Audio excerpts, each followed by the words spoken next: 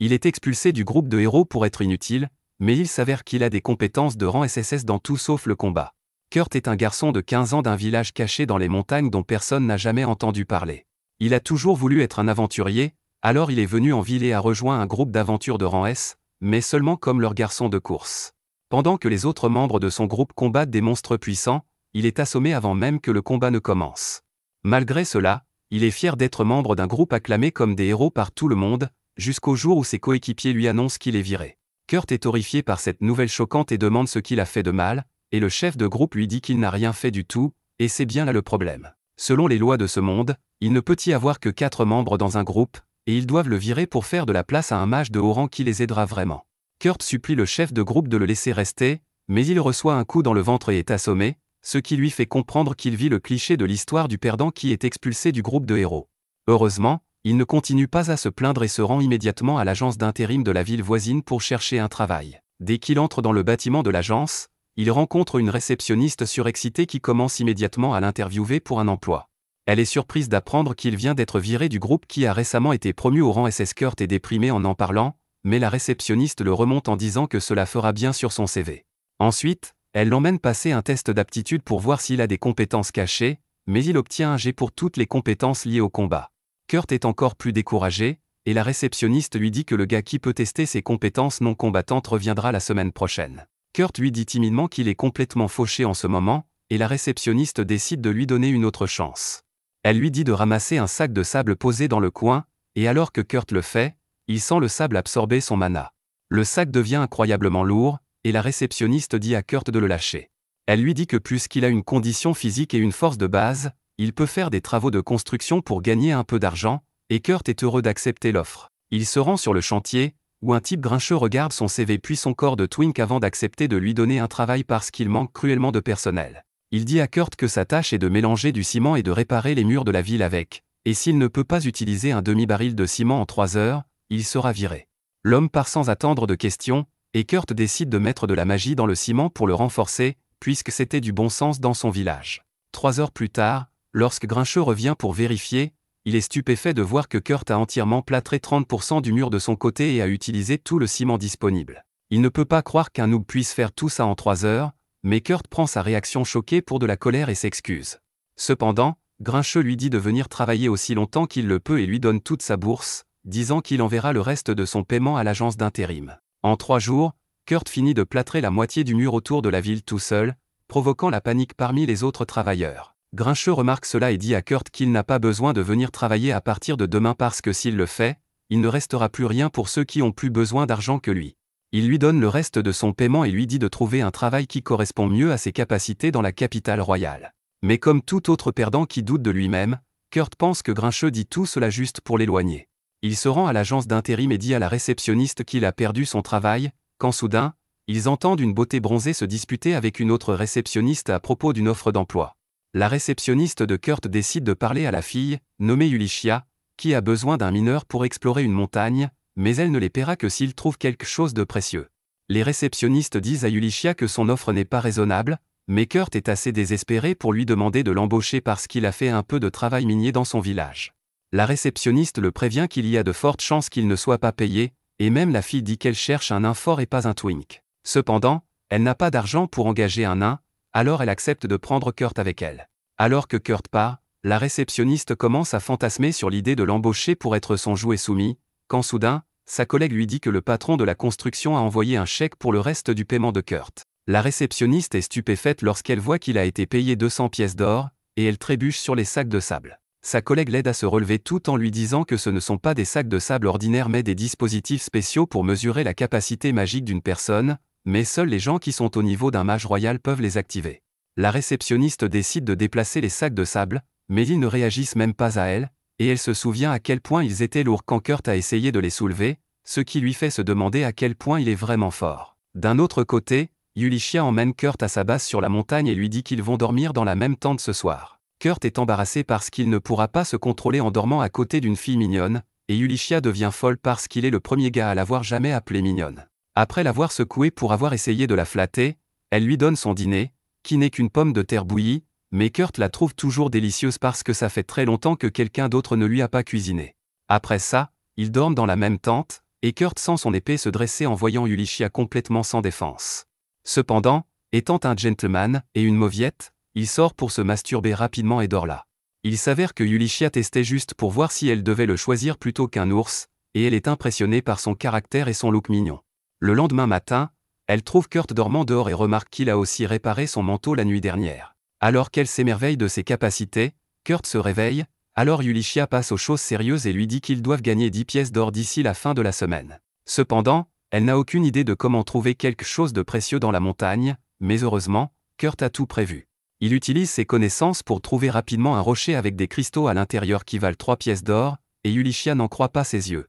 En quelques heures, Kurt rassemble beaucoup de cristaux, mais il dit à Yulichia qu'ils ne se vendront pas beaucoup parce qu'ils sont trop petits, et c'est pourquoi il décide de les transformer en cristaux magiques. Yulichia est choquée parce que les artisans qui peuvent faire ça sont incroyablement rares, mais Kurt finit d'en traiter un avant même qu'elle ait le temps de se plaindre. Elle est choquée parce qu'il faut 1 heure pour faire même un petit cristal magique, et cela surprend Kurt qui commence à penser aux maîtres qui peuvent utiliser la magie pendant 1 heure entière sans se fatiguer. Yulichia sait qu'ils ne sont pas sur la même longueur d'onde ici, mais elle laisse Kurt travailler sur les cristaux magiques. Une fois qu'il a fini, elle décide d'aller en ville pour les vendre, mais Kurt choisit de rester pour explorer un peu plus la montagne. Yulichia va à la station des chevaliers et leur montre les cristaux magiques. Quand ils lui demandent les documents d'origine des cristaux, elle leur montre un pendentif, et les chevaliers paniquent parce que le pendentif signifie qu'elle est une aventurière travaillant directement pour la famille royale. Il lui donne immédiatement la permission d'utiliser l'appareil de téléportation pour se rendre dans la capitale royale, ignorant que Yulichia ne travaille plus pour la famille royale maintenant. Une fois arrivée dans la capitale, Yulichia va voir son ami Mimiko pour vendre les cristaux magiques. Au début, Mimiko dit que le cristal ne vaut pas grand-chose parce qu'il ne brille pas beaucoup, mais quand elle l'examine de près, elle propose d'acheter le seul morceau pour 10 pièces d'or. Yulichia est stupéfaite par ce prix, alors Mimiko explique que les cristaux magiques ont 10 fois plus de mana à l'intérieur, et ils ne brillent même pas beaucoup parce qu'ils ne fuient pas. Yulichia lui dit qu'elle en a 49 de plus, et Mimiko les lui achète tous instantanément. Une fois l'affaire conclue, elle demande à Yulichia qui a fabriqué les cristaux, mais elle refuse de révéler l'identité de Kurt sans sa permission, même quand Mimiko utilise son statut de mage de la cour royale pour lui ordonner, Yulichia tient bon. Finalement, Mimiko demande à Yulichia de s'assurer que celui qui a fabriqué les cristaux n'aille pas dans un autre pays, et aussi de lui dire qu'il peut obtenir un titre de noblesse et le poste de mage de la cour s'il accepte de servir le royaume. Yulichia accepte mais commence à paniquer dès qu'elle quitte la boutique. Elle retourne dans l'autre ville le lendemain matin et se rend immédiatement à l'agence pour travail pour s'informer sur Kurt. La réceptionniste essaie dur de protéger son identité, mais Yulichia utilise le laissez-passer royal pour lire son dossier. Elle est choquée d'apprendre les choses qu'il a déjà faites et ordonne à la réceptionniste de ne jamais partager d'informations sur Kurt avec qui que ce soit. Elle dépose ensuite tout l'argent qu'elle a obtenu de la vente des cristaux au nom de Kurt et se rend à la montagne pour vérifier. À sa grande surprise, Kurt a construit une maison à partir de rien en un jour, et en plus, il ne pense pas que ce soit un gros problème parce que les gens de son village faisaient ce genre de choses tout le temps. Une fois qu'ils entrent dans le cottage, Yulichia dit à Kurt qu'on lui a offert le poste de directeur du laboratoire de recherche en technologie magique royale, ainsi que le titre de noble, pour les cristaux magiques qu'il a créés. Kurt ne peut pas y croire, mais quand Yulichia lui demande sa décision, il décide de refuser l'offre parce qu'il ne pense pas être assez qualifié pour commander les autres. De plus, il lui dit qu'il apprécie de travailler comme indépendant en ce moment, et Yulichia commence soudainement à se sentir mal à l'aise. Elle dit à Kurt qu'elle a obtenu beaucoup d'argent en vendant les cristaux magiques qu'il a fabriqués, mais comme elle n'y a pas contribué, elle n'a pris qu'une pièce d'or comme frais et a déposé le reste sur son compte. C'est pourquoi elle demande à Kurt de travailler pour elle à nouveau, afin qu'elle puisse vendre ses cristaux magiques et gagner l'argent dont elle a besoin sous forme de commission. Il lui dit avec enthousiasme qu'il a trouvé un autre bon endroit pour extraire des minéraux et dit qu'il préparera ses outils, mais Yulichia lui demande d'attendre, pensant qu'il doit être fatigué. Kurt lui dit qu'il a dormi 6 heures complètes, et cela déroute totalement Yulichia parce qu'elle ne comprend pas comment il peut faire ça malgré la construction de la cabane. Cependant, Kurt pense qu'elle est contrariée parce qu'il a trop dormi, puisqu'il ne dormait que 4 heures quand il travaillait avec le groupe d'aventure de rang S. Après ça, Kurt la conduit à l'endroit dont il lui a parlé et lui dit de ne pas creuser plus de 50 mètres. Il laisse Yulichia à cet endroit et décide de continuer à creuser à l'endroit où ils ont trouvé les cristaux plus tôt. Quelques heures plus tard, Yulichia réussit à extraire une topaze de la taille d'un ballon de football du sol, et elle est ravie parce que maintenant elle peut gagner de l'argent grâce à ses propres efforts. Elle décide ensuite de vérifier Kurt, et cette fois, elle est sûre qu'il a déjà creusé une grotte. Cependant, Kurt dépasse encore une fois ses attentes, et elle découvre qu'il a créé une mine propre dans la montagne, et a même mis de la mousse lumineuse sur les murs pour qu'elle n'ait pas besoin de lumière supplémentaire. Yulichia panique, et juste à ce moment-là, Kurt arrive avec une caisse de pierre à la main. Yulichia lui demande avec impatience comment s'est passé son travail, espérant qu'il ne lui donnera pas plus de surprises. Kurt lui dit que, malheureusement, il a obtenu beaucoup de pierres inutiles et une petite quantité du minéral qu'il cherchait. Yulichia est secrètement contente en entendant ça, mais quand Kurt lui dit que les pierres inutiles s'appellent du mythyle, elle est complètement stupéfaite. Kurt dit que dans son village, ils extraient tellement de mythyle qu'ils le jetaient simplement, et Yulichia sent son esprit exploser parce que le mythyle est encore plus cher que le platine et le diamant. Elle tombe à genoux dans le désespoir, mais ensuite elle demande à Kurt quel était l'autre minerai qu'il cherchait. Alors que Kurt lui montre un morceau du minéral appelé orichalcum, Yulichia le reconnaît comme le minéral légendaire appelé le métal des dieux. Elle lui demande comment il a trouvé quelque chose d'aussi rare dans cette montagne, et Kurt lui dit que l'orichalcum peut être trouvé n'importe où dans le monde une fois que vous creusez au-delà de 7 km. Yulichia n'a même plus l'énergie d'être encore plus surprise, et elle confirme simplement que Kurt a creusé 7 km de profondeur dans le sol et est revenu à la surface dans le temps qu'il lui a fallu pour trouver un minéral. Juste à ce moment-là, les rayons dorés du soleil entrent dans la mine de l'autre côté, et elle réalise que Kurt a creusé un tunnel à travers la montagne en minant, mais elle accepte cela comme une chose très normale pour lui. Heureusement, Yulichia peut utiliser le tunnel comme un nouveau chemin entre le village et la ville voisine, car il réduit considérablement le temps de voyage. Elle décide de laisser les marchands agréés utiliser le tunnel pour atteindre leur destination rapidement en échange de frais d'entretien, ce qui suffirait à couvrir ses taxes et dépenses. Quelques jours plus tard, Kurt se rend en ville, où il tombe sur Bandana, l'un des membres de son ancien groupe. Kurt est excité de la voir et demande si les autres membres du groupe sont là aussi, mais Bandana lui dit qu'elle a quitté le groupe. Après que Kurt a été viré, le groupe a eu beaucoup de mal dans les missions, et Bandana savait qu'ils étaient finis. Ensuite, il y a eu un autre incident où leur chef de groupe a fait une crise parce qu'il n'aimait pas la nourriture du restaurant le plus célèbre de la ville. Il a saccagé l'endroit et est parti sans payer l'addition, et les gardes ont commencé à le chercher. Il a alors ordonné à Bandana de trouver Kurt et de le ramener pour cuisiner pour eux à tout prix. Bandana a pris sa pierre de téléportation avec l'excuse de trouver Kurt rapidement, mais elle savait que le chef de groupe allait se faire arrêter, et puisque leur guérisseur avait été convoqué par l'église, il n'y aurait aucune raison pour elle de revenir. Cependant, elle ne dit rien de tout cela à Kurt et explique qu'elle a aussi été virée. Il est contrarié en entendant cela parce que cela signifie que quelqu'un comme lui ne pourra jamais revenir dans le groupe. Il dit à Bandana qu'il admirait beaucoup le chef de groupe, et elle se moque juste parce qu'elle sait quelque chose qu'aucun autre membre du groupe ne sait. Elle décide de changer de sujet en disant à Kurt qu'elle est aussi une indépendante comme lui, et puisqu'ils sont dans le même bateau, ils devraient s'entraider. Elle lui dit qu'un de ses amis, qui est un maître atelier, l'un des 15 maîtres artisans du royaume, a besoin d'aide de toute urgence. Elle demande à Kurt de les aider pour elle, et le petit faible ne peut pas lui dire non. Il suit la carte qui lui a été donnée et atteint l'atelier du maître artisan, où une jolie elfe ouvre la porte. Kurt est surpris, pensant que cette fille est le maître atelier, mais elle se présente comme Michelle, l'assistante du maître artisan. Elle emmène joyeusement Kurt à l'intérieur alors qu'il lui dit qu'il est là pour les aider sur la recommandation de Bandana. Cependant, Kurt commence à le regretter dès qu'il entre dans la maison parce que ça pue pire qu'une chambre de célibataire. Il constate que l'endroit entier est couvert de saleté, et Michelle lui dit qu'elle a besoin de son aide pour le nettoyer. Kurt réalise qu'il a été appelé ici juste pour aider aux tâches ménagères et non pour aider directement le maître artisan. Juste à ce moment-là, le maître appelle Michelle à l'atelier, et elle laisse Kurt faire son travail. Il sort immédiatement son matériel de nettoyage, et en 30 minutes, il transforme la cuisine crasseuse en un endroit impeccable. Ensuite, il décide de suivre la direction que Michelle a prise et frappe à une porte. Une voix lui dit d'entrer, et Kurt obéit, seulement pour trouver une fille en train de se changer. Il panique à cause de ça, mais la fille est complètement inconsciente et sans défense. Elle ne se soucie pas que Kurt la regarde alors qu'il se présente nerveusement, mais ensuite il remarque une marque de malédiction sur son ventre. Kurt devient curieux à ce sujet, et il demande la permission de la fille pour examiner la marque de malédiction. Il pense qu'elle est dans un état terrible, mais heureusement, elle est encore assez en bonne santé pour avoir faim.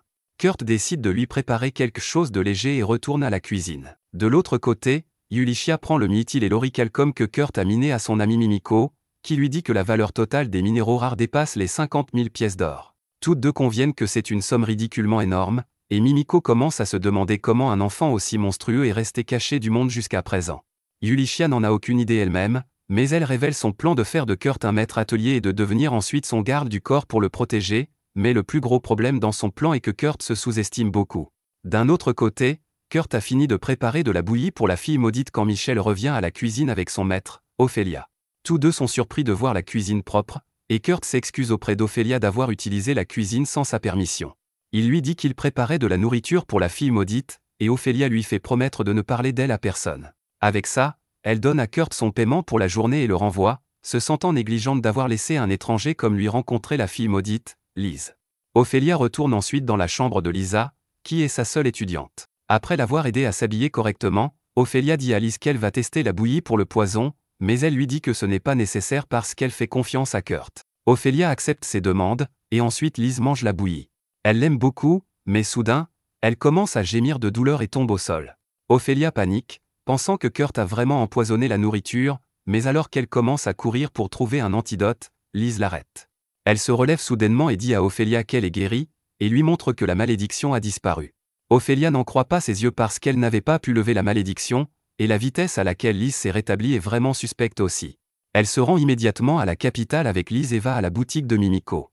Mimiko demande à Ophélia la raison de sa venue, quand Liz révèle soudainement son visage, et Mimiko et Yulichia tombent à genoux parce que Liz est en fait la troisième princesse du royaume. Ophélia explique que la mère de Lisa venait d'un pays voisin, et elle est la seule chose qui assure la paix entre les deux pays. Elle a été maudite par quelqu'un dans une tentative de déclencher une guerre, mais aujourd'hui, la malédiction a soudainement été levée. Ophélia demande à Mimiko de l'aider à trouver qui a jeté la malédiction, mais Mimiko est plus curieuse de savoir comment la malédiction a été brisée. Liz leur dit avec joie que c'est grâce à un homme nommé Kurt, et Mimiko et Yulichia paniquent en entendant qu'il est impliqué dans cette affaire aussi. Ophélia explique ensuite que Liz s'est libérée de la malédiction après avoir mangé la bouillie préparée par Kurt, et Yulichia se demande quelles autres choses impossibles Kurt a faites dans les 6 heures où elle a été loin de lui. Mimiko parle soudain et dit que la personne qui a placé la malédiction sur Liz doit avoir des liens avec un utilisateur de malédiction et assez d'influence pour interférer avec la barrière anti-malédiction autour du palais. Elle a 3 suspects qui correspondent aux critères, et ils incluent Sanova, le premier général des forces expéditionnaires royales, le pape Tristan de l'église de Pologne, et Isadora, la 3e reine du royaume. Alors qu'Ophélia et Liz conviennent que Tristan et Isidora peuvent altérer la barrière anti-malédiction, ils ne pensent pas que Sanova puisse le faire. Yulichia répond que Sanova a des liens avec la guilde des voleurs, et ils sont experts dans ce genre de choses. Sans moyen d'identifier le coupable exact, Ophélia propose un plan. Elle dit qu'ils vont tendre un piège pour trouver la personne qui veut nuire à la princesse. Elle explique que, selon les lois de leur pays, Liz est devenue adulte après son 15e anniversaire, et maintenant elle doit passer 1 an en formation. Ophélia dit qu'ils vont créer un faux atelier pour ça, et ensuite inventer un faux maître atelier pour diriger l'atelier. Quand Liz commencera à s'entraîner sous le faux maître atelier, ses ennemis essaieront de recueillir des informations sur son maître, mais puisque ce serait un faux, ils ne trouveront rien. Mimiko comprend que si les ennemis de la princesse essaient trop de découvrir son maître, ils se révéleront eux-mêmes, mais Ophélia ne sait pas où ils peuvent trouver quelqu'un de qualifié pour être un faux maître atelier. Yulichia a la réponse à son problème, et elle montre immédiatement le cristal magique fabriqué par Kurt. Ophélia est stupéfaite d'apprendre que Kurt a plus d'une compétence de rang SSS, et Liz est vraiment impressionnée. D'un autre côté, Kurt se rend à l'atelier d'Ophélia le lendemain, mais il trouve qu'il est fermé. Il rencontre Michel sur le chemin du retour, et elle lui dit qu'après sa visite hier, Ophélia a quitté la maison, donc il n'y a pas de travail pour lui à faire. Kurt est déprimé en entendant ça, mais ensuite il est distrait par son estomac qui gargouille. Il se rend immédiatement à une auberge pour manger, et là, il entend des aventuriers parler d'annuler une mission parce que leur porteur les a laissés tomber. Kurt pense que c'est une chance pour lui d'obtenir un travail, et il approche les aventuriers pour ça.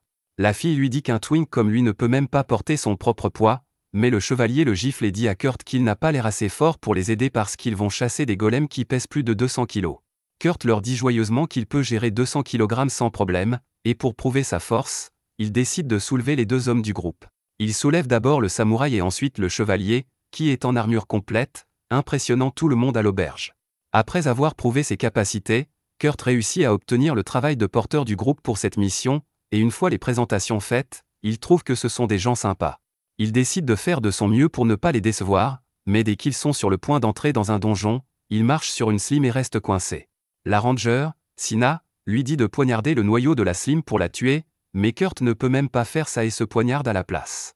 Sina est vraiment déçue par son manque de compétences de combat, mais elle vainc la slime pour lui. Kurt s'excuse auprès de son groupe pour les ralentir, mais ils lui disent qu'ils ne devraient pas s'inquiéter parce que son travail est juste de porter des affaires, et c'est leur travail de le garder en sécurité.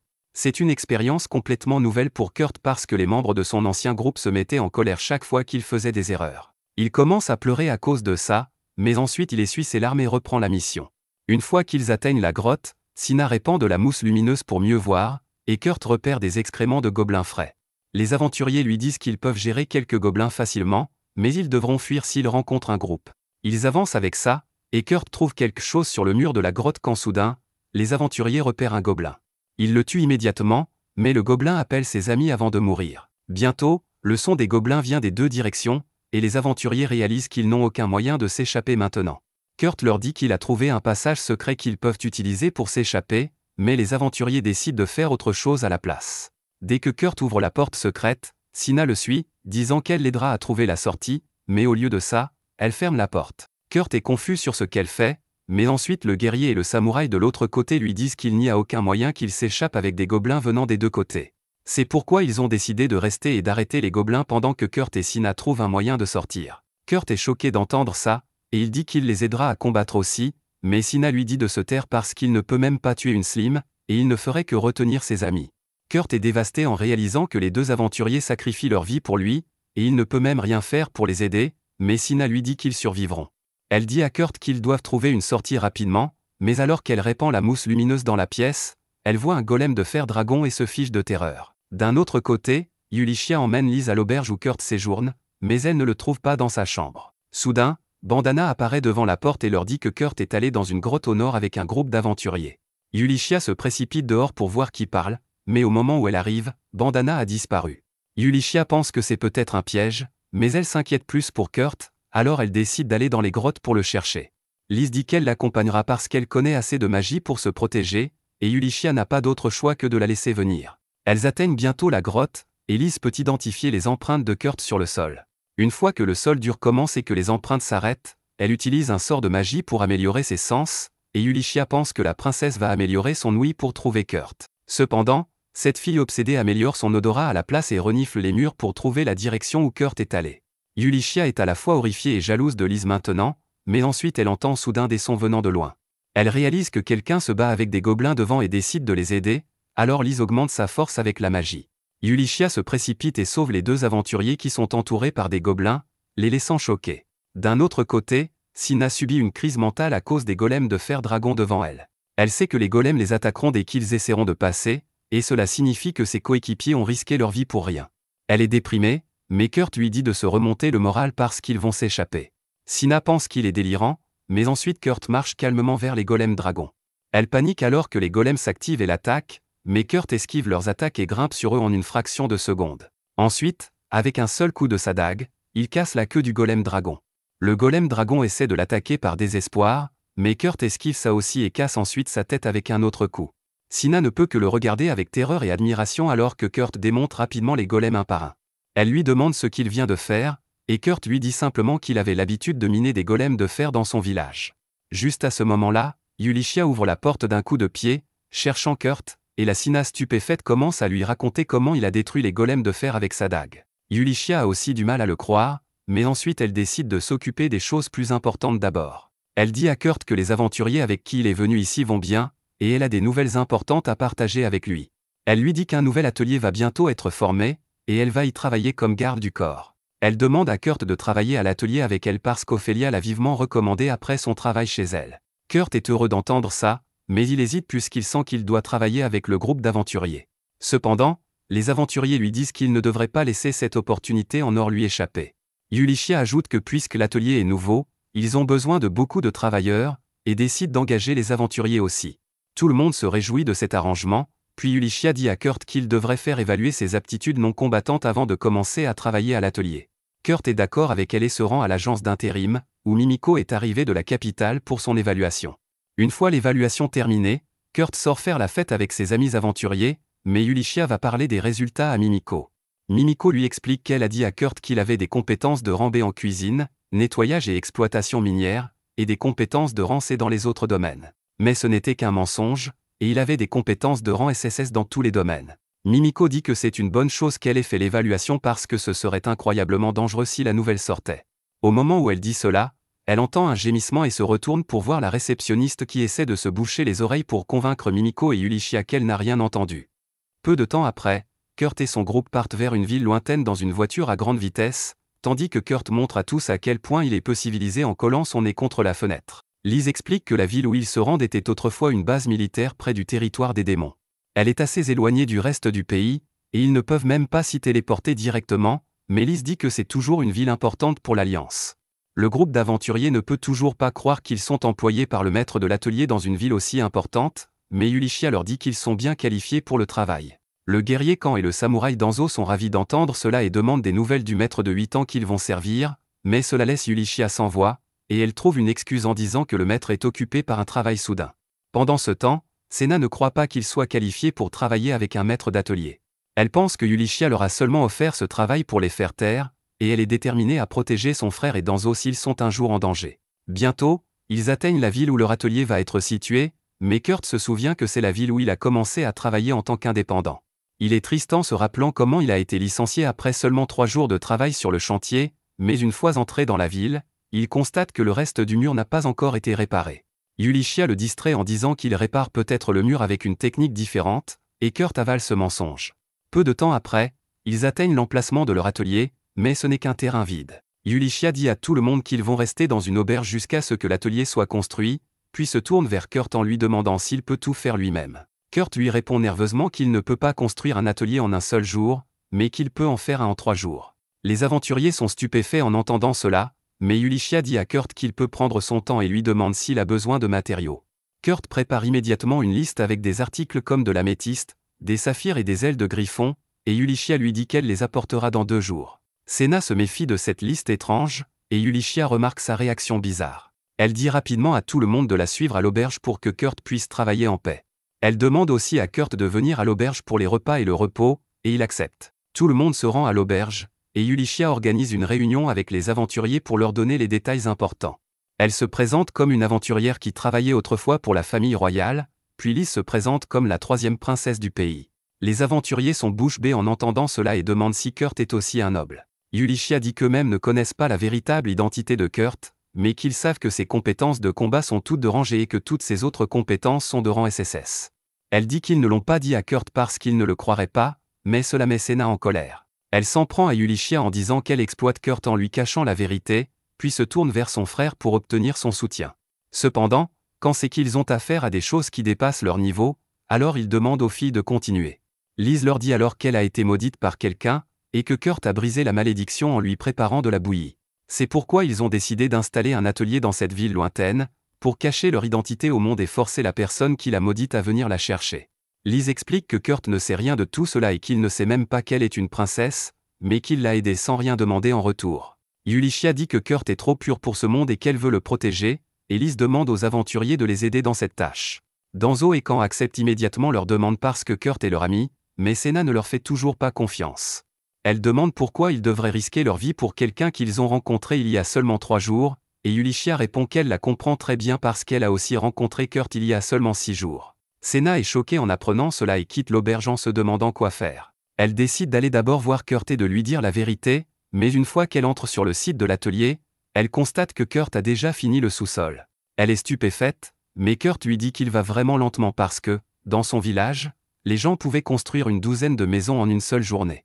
Sena, choqué, demande à Kurt s'il n'en veut pas qu'on lui impose du travail, et il répond qu'il aime beaucoup ça parce que tout le monde dans son ancien groupe le traitait d'inutile, mais qu'il a maintenant la chance d'être utile à tout le monde. Sena comprend soudain pourquoi Yulichia a dit que Kurt était trop pur, et elle décide de se joindre à son jeu et de protéger Kurt du monde. D'un autre côté, Danzo retourne dans la ville où il travaillait auparavant et rencontre Bandana, qui travaille comme informatrice. Elle lui dit que le porteur qui les a lâchés lors de leur dernière mission est en fait un criminel professionnel qui rejoint des groupes pour les saboter. Elle dit que l'un de leurs groupes rivaux l'a payé pour les faire s'inscrire à la mission dangereuse afin qu'ils meurent tous, et il a failli réussir. Danzo remercie Bandana et lui paie ses honoraires pour l'information avant d'aller au bar où le traître savoure son succès. Il maudit le groupe de Danzo pour avoir survécu à la grotte dangereuse et avoir ensuite reçu une offre d'emploi de la 3e princesse, mais il prévoit toujours de les écraser pour augmenter sa valeur aux yeux de ses futurs clients. Cependant, lorsqu'il remarque Danzo assis derrière lui, il panique et s'enfuit du bar. Il trébuche sur un fil, et Danzo le rattrape facilement en disant qu'il aurait dû être plus vigilant lorsqu'il l'a engagé. Le traître se pisse dessus en suppliant pitié, et heureusement pour lui, Danzo ne voulait pas le tuer.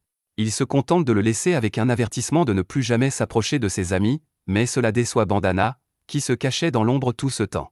Elle voulait que Danzo s'occupe du traître parce qu'il pourrait créer des problèmes pour les plans de son maître à l'avenir, mais alors qu'elle s'apprête à le faire elle-même, 2 espions arrivent et emmènent le traître. Bandana les reconnaît comme des membres de l'unité de renseignement dirigée par Mimiko, que son maître lui a ordonné de ne pas toucher.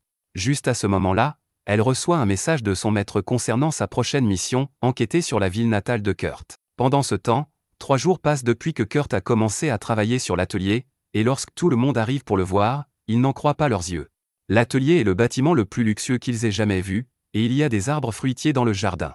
Personne ne comprend comment Kurt a fait tout cela en seulement 3 jours, mais ils n'ont pas encore vu l'intérieur de l'atelier. Il est entièrement meublé partout, et Kurt a même créé un dispositif spécial qui peut créer toute l'eau dont ils ont besoin.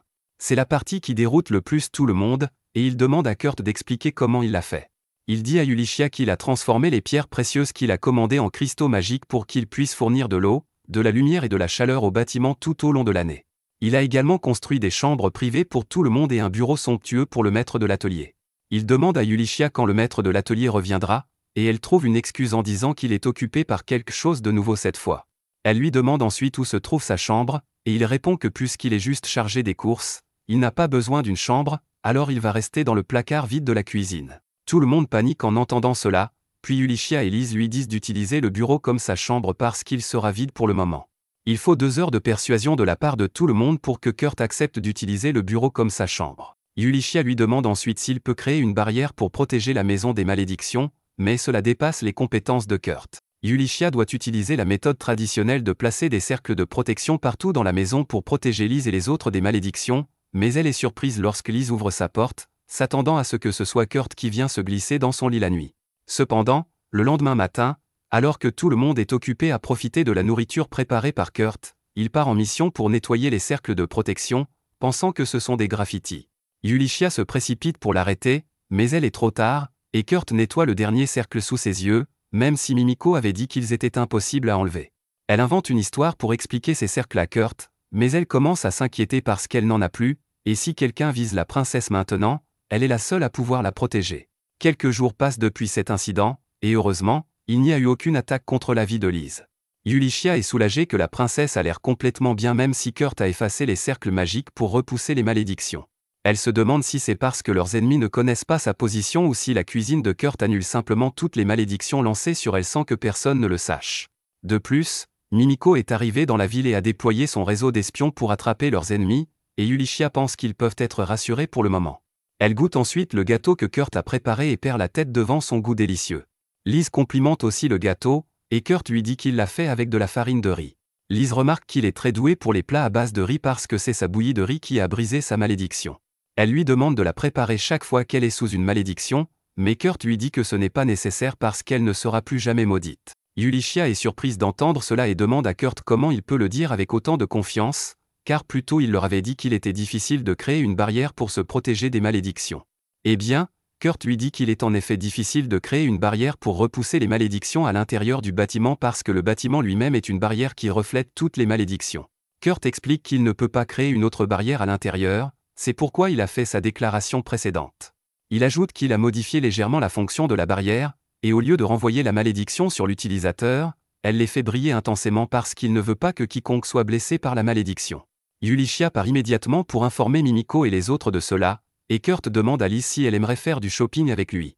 Lise est triste en entendant cela parce que, malgré son envie d'aller avec lui, elle ne peut pas quitter la sécurité du bâtiment. D'un autre côté, le général Alrad et son assistant patrouillent sur les murs de la ville à cause d'un épais brouillard qui les entoure. Le général a le sentiment que quelque chose de mauvais va se produire, mais son assistant lui dit qu'il ne devrait pas trop s'inquiéter parce que les murs de la ville ont été bien réparés. Il rappelle à Alrad qu'il a agi lui-même comme superviseur du projet, et le général répond qu'il l'a fait pour s'assurer qu'il n'y avait pas d'espions ennemis qui compromettaient la sécurité de la ville. Pendant ce temps, Mimiko, Ophélia et Ulycia trouvent un utilisateur de malédiction qui brille même après sa mort. Mimiko leur dit qu'il était déjà mort lorsque ses espions l'ont trouvé, et Ophélia remarque que Kurt a créé une barrière réfléchissante très puissante qui fonctionne même lorsque la cible est morte. Elle dit que si Kurt coopère pleinement avec eux, ils peuvent résoudre ce problème en un seul jour, mais Ulycia est contre parce qu'elle ne veut pas le mettre en danger.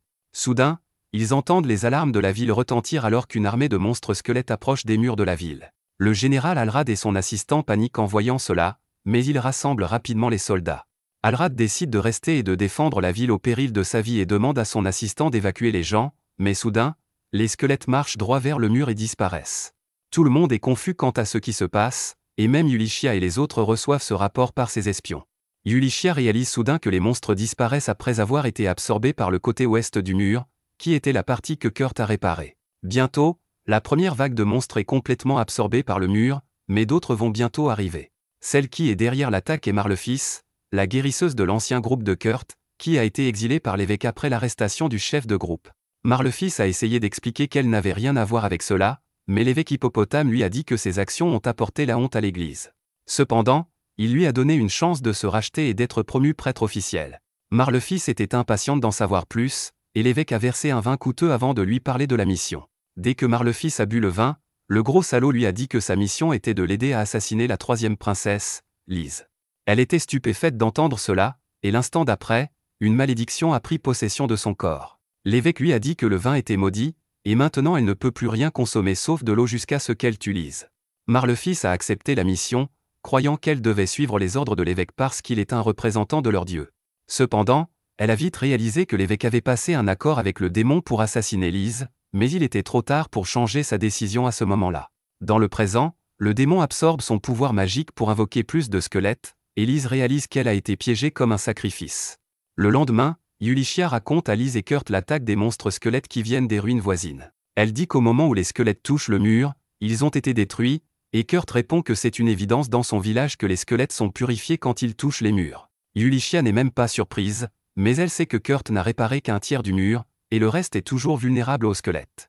Elle a soudain une idée et dit à Lise et Kurt de rester à l'intérieur du bâtiment pendant qu'elle va dans les ruines et nettoie la source des monstres. Kurt se porte volontaire pour l'accompagner, mais Yulichia lui dit qu'il ne peut même pas se battre et que son travail principal est de protéger Lise.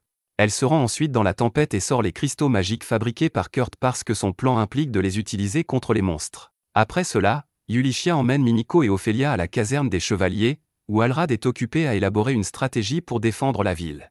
Il est surpris de voir autant de personnes au placé ici, et Yulichia lui dit qu'ils sont tous là pour garder la princesse Lise en sécurité.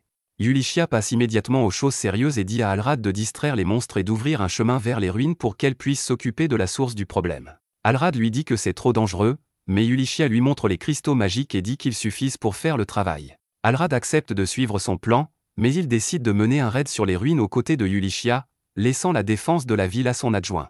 Ils se rendent aux portes de la ville et trouvent une énorme horde de monstres morts-vivants devant eux. Yulichia dit à tout le monde de fermer les yeux alors qu'elle lance un cristal magique sur eux, et au moment où le cristal touche un zombie, il libère une intense explosion de lumière, purifiant instantanément tous les monstres de la zone. Même Yulichia est surprise par l'efficacité du cristal magique, mais elle n'a pas de temps à perdre et charge immédiatement aux côtés d'Alrad. De retour à l'atelier, Kurt se demande comment il peut aider ses amis à résoudre le problème des monstres. Il se souvient d'un maître forgeron de son village et pense que s'il peut créer des armes comme lui, il pourrait peut-être faire quelque chose. Alors, il commence à forger une épée courte, mais il n'est pas satisfait du résultat. Alors qu'il s'apprête à jeter l'épée, Lise vient le chercher. Elle est curieuse à propos de l'épée qu'il tient, et Kurt lui dit qu'elle n'est pas aussi bien qu'il l'espérait, mais qu'elle peut activer un sort magique qui y est imprégné en la tenant au-dessus de sa tête. Lise dit qu'elle aime beaucoup l'épée, alors Kurt la lui offre. Elle le remercie pour cela, mais Kurt pense que sa bonne humeur n'est qu'une façade et qu'elle a vraiment peur tout le temps. Il décide enfin de la confronter et lui demande si quelqu'un en veut à sa vie. Lise est triste en entendant cela et confirme la question, disant qu'elle cause beaucoup de problèmes à ses amis à cause de cela. Elle dit que même maintenant, Yulichia est allé aux ruines de l'Ouest pour arrêter les gens qui en veulent à sa vie. Kurt se souvient soudain qu'il est allé une fois dans les mêmes ruines avec son ancien groupe, et que c'était l'endroit parfait pour dessiner sur les murs. Il pense que celui qui en veut à la vie de Lise est le petit monstre graffiti dont Yulichia lui a parlé, et il se demande s'il est si faible qu'il ne peut même pas le combattre. Lise lui dit qu'elle veut aussi combattre ses ennemis pour que ses amis n'aient pas à risquer leur vie, et Kurt compatit avec elle parce qu'il se sent aussi impuissant. Il dit à Lise qu'il devrait aller dans les ruines et vaincre le monstre même, mais elle n'est pas si sûre. Elle lui dit que les monstres ont encerclé la ville de toutes parts, mais Kurt lui dit qu'ils peuvent toujours trouver de nouvelles façons d'atteindre les ruines et de s'occuper des ennemis. Lise s'habille pour aller aux ruines parce qu'elle doit servir le loup avant de se battre. Elle regarde ensuite le couteau que Kurt vient de lui donner et se souvient qu'il lui a dit qu'il a un sort magique qui s'active quand elle le tient au-dessus de sa tête. Elle est curieuse à propos de la magie, alors elle dégaine le couteau et le tient au-dessus de sa tête, mais rien ne se passe, et Kurt lui dit qu'il devrait partir maintenant. Cependant, juste au moment où elle se retourne, elle voit quelque chose de surprenant. Pendant ce temps, Yulichia et Alrad combattent des hordes de zombies alors qu'ils essaient d'atteindre les ruines. Ils continuent à être submergés par les zombies et d'autres monstres, même si le vice-capitaine en distrait la plupart. Yulichia pense qu'ils doivent se dépêcher et trouver la source de tous ces monstres quand soudain elle entend Alrad gémir de douleur. Elle se retourne pour le voir blessé, mais alors qu'elle essaie d'aller l'aider, un groupe de monstres l'attaque. Elle est sur le point d'attraper un cristal magique quand soudain les aventuriers engagés par leur atelier viennent la soutenir. Pendant que Kan et Danzo aident à combattre les monstres, Senna confirme que les monstres viennent bien des ruines devant eux et doivent être situés quelque part sous terre. Yulichia dit à tout le monde de fermer les yeux avant de lancer un cristal magique au sol pour détruire les monstres en utilisant sa lumière, puis le groupe se dirige vers les ruines. Yulichia donne à Alrad un tube à essai, en lui disant que c'est juste de la soupe faite à partir d'herbes médicinales, mais dès qu'il la boit, ses blessures guérissent sans même laisser de cicatrices.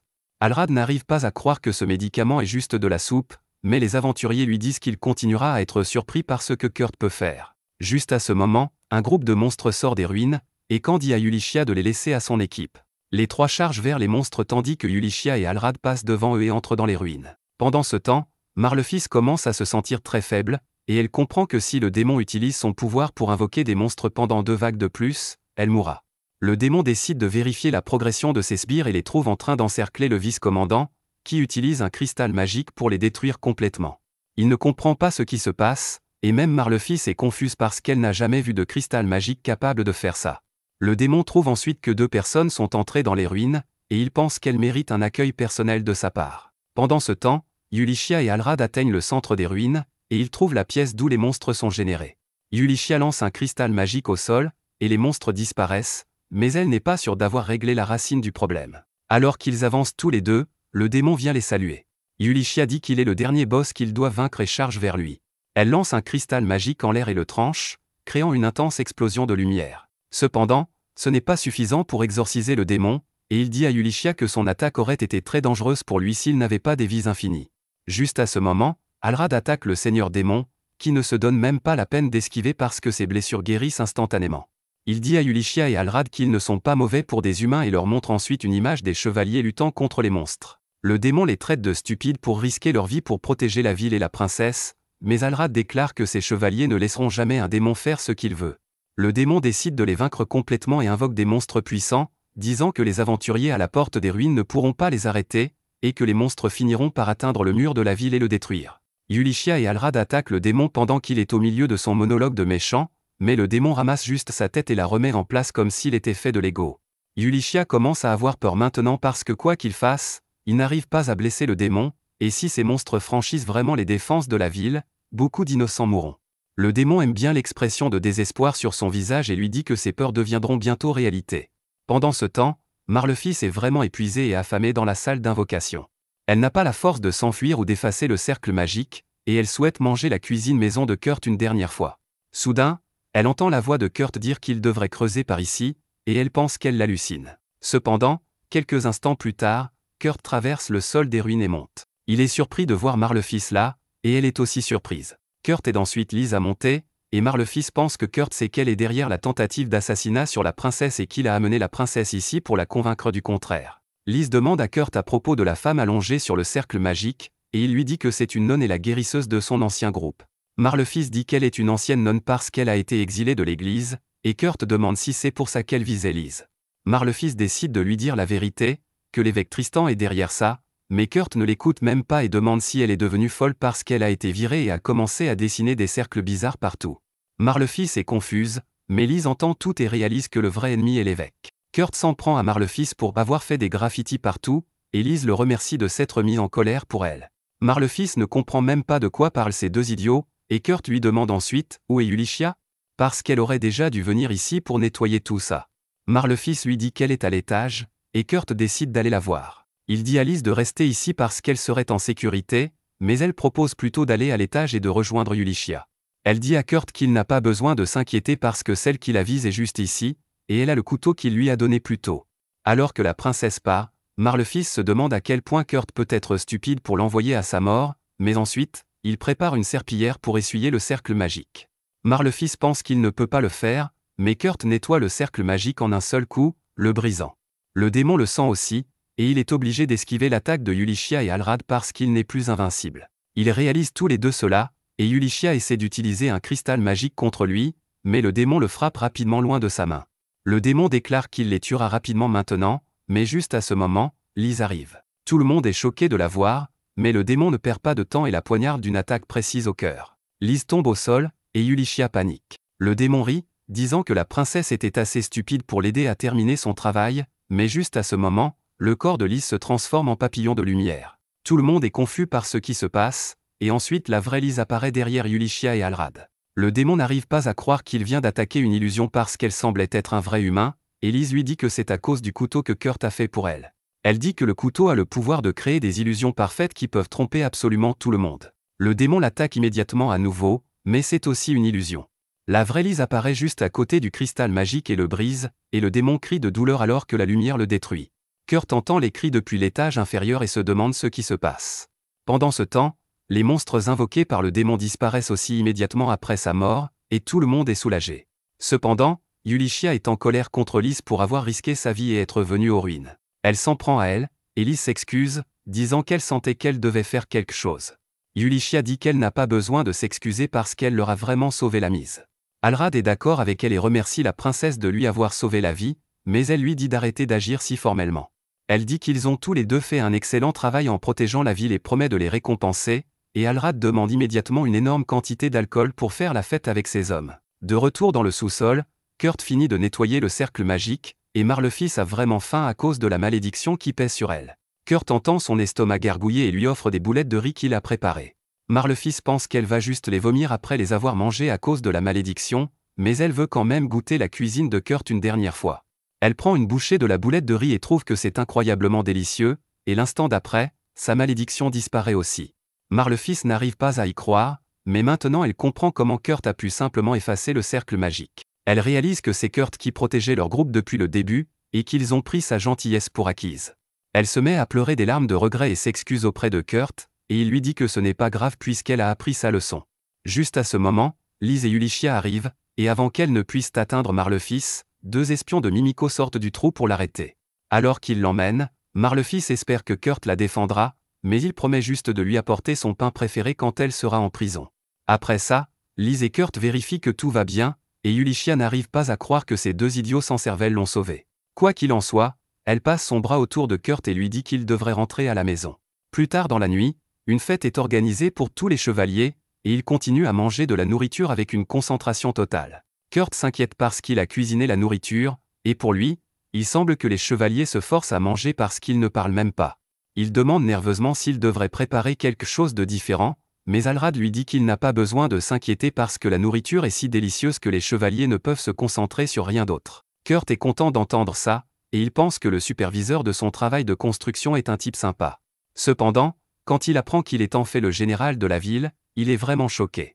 Alrad lui demande s'il aime cette ville, et Kurt dit qu'il l'aime vraiment parce que c'est un endroit agréable. Il dit que ça doit être parce que le général est si bon pour la gérer, mais ensuite son assistant arrive et dit qu'Alrad est nul aux tâches administratives. Alrad lui donne juste un coup de coude pour le faire taire, et ensuite soudain, un spectacle de feux d'artifice commence. Tout le monde est fasciné, et Kurt est content d'entendre leurs critiques parce qu'il était celui qui a préparé les feux d'artifice. Soudain, Alrad et son assistant remarquent que leurs blessures de la bataille d'aujourd'hui ont guéri, et Kurt demande « Pourquoi êtes-vous si surpris ?» Parce que c'est juste du bon sens que les blessures disparaissent après un bon repas. Peu après, Kurt et d'autres personnes prennent une calèche pour se rendre dans un village voisin, mais il s'endort pendant le voyage et rêve de son enfance. Il y a 10 ans, alors qu'il était un petit garçon dans son mystérieux village, il a rencontré une dragonne qui était la fille d'un marchand ambulant qui venait souvent dans leur village. Le jeune Kurt était tout excité à l'idée de lui parler, mais elle ne répondait pas, quoi qu'il dise. Il était sur le point de pleurer quand soudain la jeune fille, nommée Hilda, lui dit que son père lui a demandé de ne pas parler aux gens de ce village parce qu'ils sont bizarres et qu'elle pourrait prendre des habitudes étranges auprès d'eux. Elle déclara qu'elle se parlait simplement à elle-même, et Kurt fut très heureux d'entendre qu'elle utilisait une échappatoire pour lui parler. Bientôt, ils devinrent de bons amis et Hilda oublia complètement le conseil de son père lorsqu'elle commença à jouer avec Kurt. Ils chevauchèrent un golem jusqu'aux montagnes voisines, car Kurt voulait lui montrer une fleur aux couleurs de l'arc-en-ciel, mais Hilda descendit avant lui et mangea des baies rouges qui avaient l'air appétissantes. Malheureusement, les baies étaient toxiques et elle s'est immédiatement effondrée sur le sol. Kurt se précipite à ses côtés et découvre ce qui s'est passé, mais heureusement, il sait comment créer un médicament contre le poison. Déterminé à sauver Hilda, il crée le remède et décide de le lui donner en l'embrassant.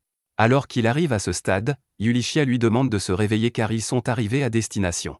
Yulichia va alors parler au chef du village, qui est paniqué par le manque d'eau dans le village.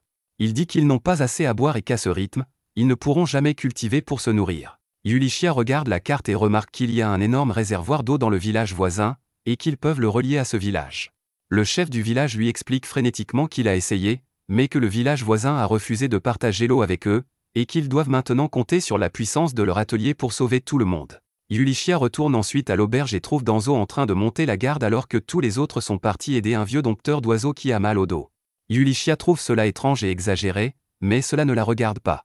Elle dit à Danzo qu'elle se rend au village voisin pour négocier le partage de l'eau avec celui-ci, mais une fois sur place, elle constate qu'ils sont eux aussi dans un état lamentable, car leurs réserves d'eau sont presque épuisées. Alors que Yulichia console le chef du village en pleurs, un groupe de villageois accourt pour l'informer d'une urgence au sommet de la colline. Yulichia s'y précipite immédiatement et découvre un immense lac.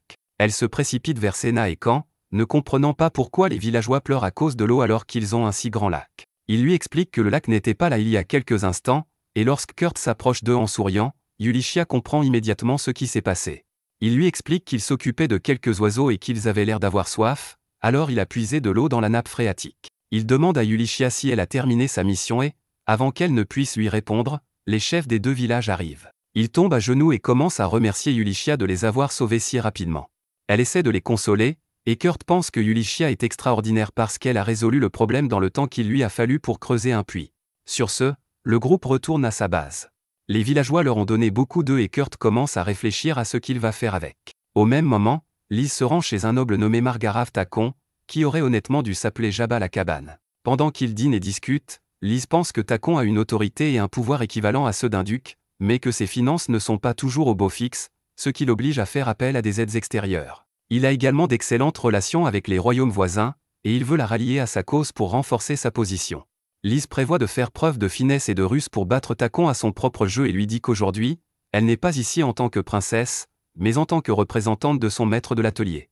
Takon dit qu'il a entendu dire qu'ils ont utilisé toutes les pierres magiques qui peuvent éliminer tous les monstres dans un rayon de 500 m. Lise sait qu'il essaie juste d'obtenir des informations sur Kurt, alors elle dit que les pierres n'étaient pas aussi puissantes que les rumeurs le laissaient entendre, et Takon change immédiatement de stratégie. Il dit que la ville où ils sont stationnés n'a pas encore de nom, et Lise confirme en disant que le gouverneur décidera du nom de la ville une fois qu'ils seront nommés. C'est à Takon de nommer le gouverneur, mais il lui explique qu'il a du mal à trouver la bonne personne pour ce poste car la ville est proche d'un territoire démoniaque, et les chevaliers qui s'y trouvent sont également difficiles à contrôler.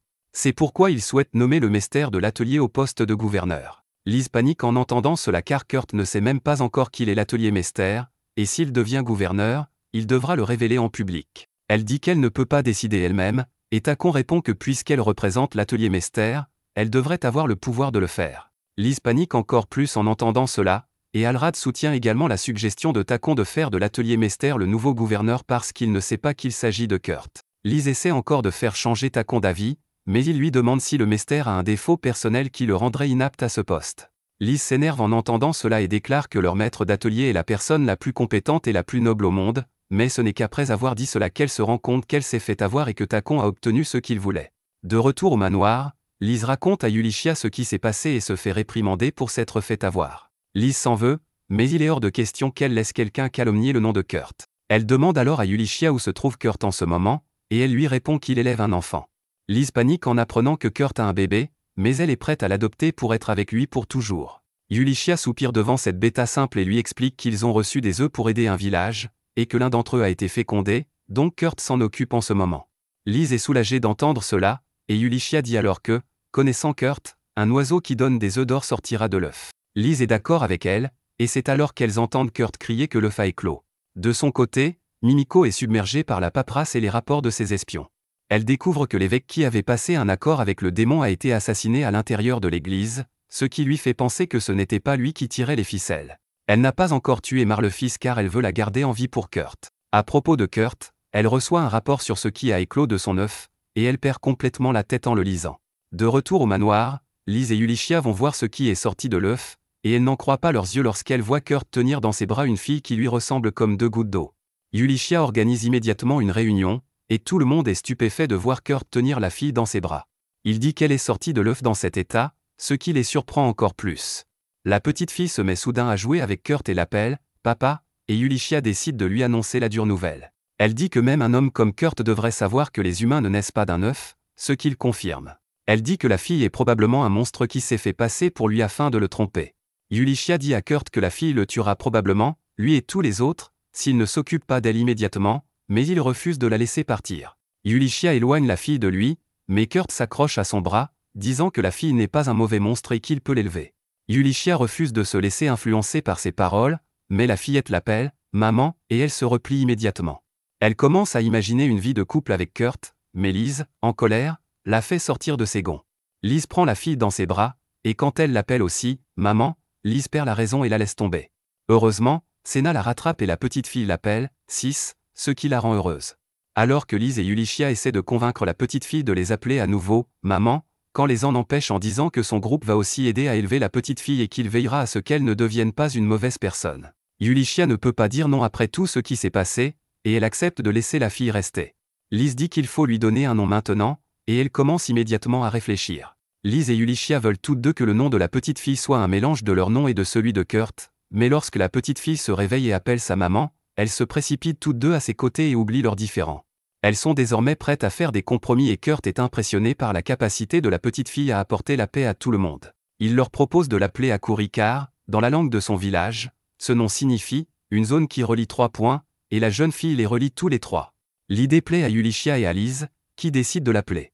Elles appellent la petite fille par son nouveau nom et Akuri est ravie de l'entendre. Plus tard dans la nuit, Yulichia dort avec Akuri sur ses genoux quand soudain un des espions de Mimiko arrive. Elle se réveille et lui remet une enveloppe contenant l'échantillon de cheveux et de salive d'Akuri à remettre à Mimiko pour qu'il puisse en savoir plus sur elle. Le lendemain, Kurt fabrique une salle de jeu pour Akuri, mais Yulichia l'oblige à la concevoir pour qu'elle puisse servir de prison. Les murs sont en mithril, il n'y a pas de fenêtre et la porte ne peut pas non plus être ouverte de l'intérieur. Elle se sent mal d'avoir obligé Kurt à créer un tel endroit pour Akuri, mais elle ne veut prendre aucun risque avant d'avoir reçu un rapport de Mimiko sur l'origine biologique de la jeune fille. Akuri joue avec Senna, puis demande à Kurt et Yulichia de se joindre à elle, mais ils lui disent qu'ils ont du travail. Kurt lui promet de venir jouer avec elle dès que le travail sera terminé et lui demande d'être une bonne fille et de jouer avec Senna. Kurt et Yulichia se rendent bientôt à leur prochain travail et, le voyant un peu abattu, Yulichia encourage Kurt à terminer le travail rapidement afin qu'il puisse retourner à Akuri. Il confirme, et c'est alors qu'ils entendent la voix d'Akuri. Ils se rendent immédiatement à l'intérieur de la voiture pour y trouver Akuri, ce qui fait tomber la mâchoire de Yulichia. Elle demande à la jeune fille comment elle peut être ici, et elle répond qu'elle a fait « fouche » et qu'elle est venue ici. Aucun des deux ne comprend ce qu'elle veut dire, mais Yulichia panique, se demandant ce qu'ils doivent faire maintenant. Kurt dit qu'il devrait retourner à l'atelier parce que tout le monde doit être inquiet, mais à ce moment-là, Yulichia voit l'espionne d'hier. L'espionne se déguise pour ressembler à une personne ordinaire, et Yulichia va lui parler, disant à Kurt qu'elle va demander à la femme de transmettre un message à l'atelier. Kurt pense que Yulichia est vraiment responsable, et que même lorsqu'elle essayait de lui enlever Akuri, elle ne pensait qu'à sa sécurité. Il se demande comment il peut l'aider, car si Akuri s'avère être un monstre, il ne pourra rien faire. Il devient triste en pensant à cela, mais Yulichia revient, disant qu'aucun d'entre eux ne s'est encore trompé à propos de la fille, et qu'ils devraient faire de leur mieux pour s'assurer qu'elle devienne une bonne personne. Sur ce, ils se dirigent vers le prochain village, où un vieil homme les accueille, les appelant l'équipe de héros qui vaincra le seigneur démon et ramènera la paix dans le monde. Tandis que Kurt et Akuri se joignent immédiatement au groupe du vieil homme délirant, Yulichia panique parce qu'elle n'arrive même pas à comprendre ce qu'il dit. Yulichia dit à Kurt de se calmer alors que c'est elle qui panique. Elle dit que la quête ne mentionnait rien de tel, et c'est alors qu'une jolie blonde arrive pour dissiper la confusion.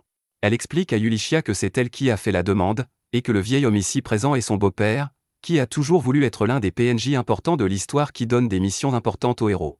Elle s'excuse en son nom, en disant qu'il est devenu sénile ces derniers temps et qu'il a donc perdu son filtre intérieur qui l'empêchait de dire des choses stupides comme ça. La femme fait alors remarquer qu'elle ne s'attendait pas à ce qu'un couple de jeunes mariés vienne ici pour la mission, et Kurt et Yulichia sont tous deux troublés. Akuri, elle, les appelle avec assurance son papa et sa maman, ce qui ne fait qu'empirer les choses.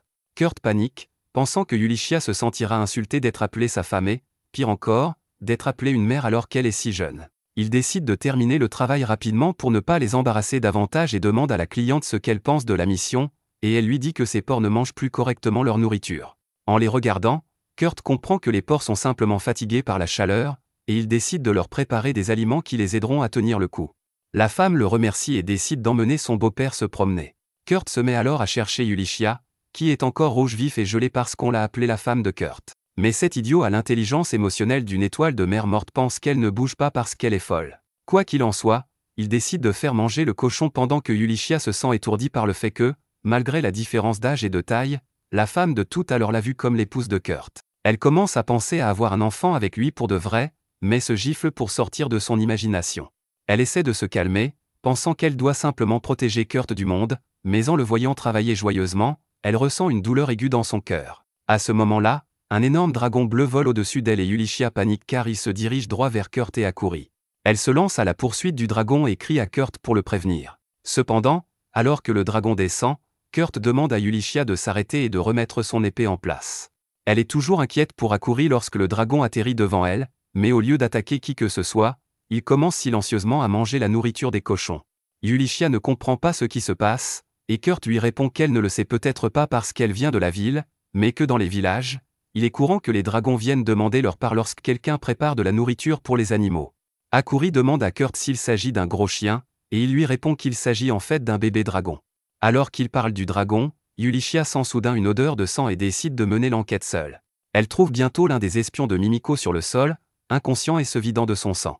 Elle se demande qui a bien pu faire ça quand elle aperçoit quelqu'un qui se cache derrière les buissons. Yulichia attaque immédiatement la personne, et Kurt accourt vers elle en entendant le bruit. Il lui demande si tout va bien, mais Yulichia lui dit de prendre Akuri et de s'enfuir. Il est confus, mais la personne qui se bat contre Yulichia sort des buissons. Yulichia s'interpose entre Kurt et le démoniaque Wolverine Badi, qui leur demande de lui remettre l'enfant. Yulichia pense qu'elle en a après Akuri, mais Kurt pense qu'elle est là pour le bébé dragon.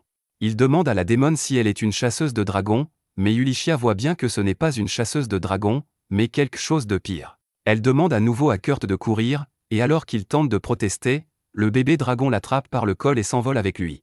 Yulichia n'est pas vraiment surprise que Kurt ait réussi à apprivoiser un dragon en si peu de temps, mais elle n'a pas le temps de se laisser distraire par la maman d'assaut qui l'attaque. Elle se rend vite compte qu'elle n'est pas assez forte pour l'affronter et reçoit un coup de pied dans le ventre. Le démon s'approche d'elle pour finir le travail, et heureusement, Yulichia parvient à s'enfuir en utilisant un râteau comme accessoire. Elle demande alors au démon si, lorsqu'elle lui a demandé de lui remettre l'enfant, elle parlait du bébé dragon ou d'Akuri.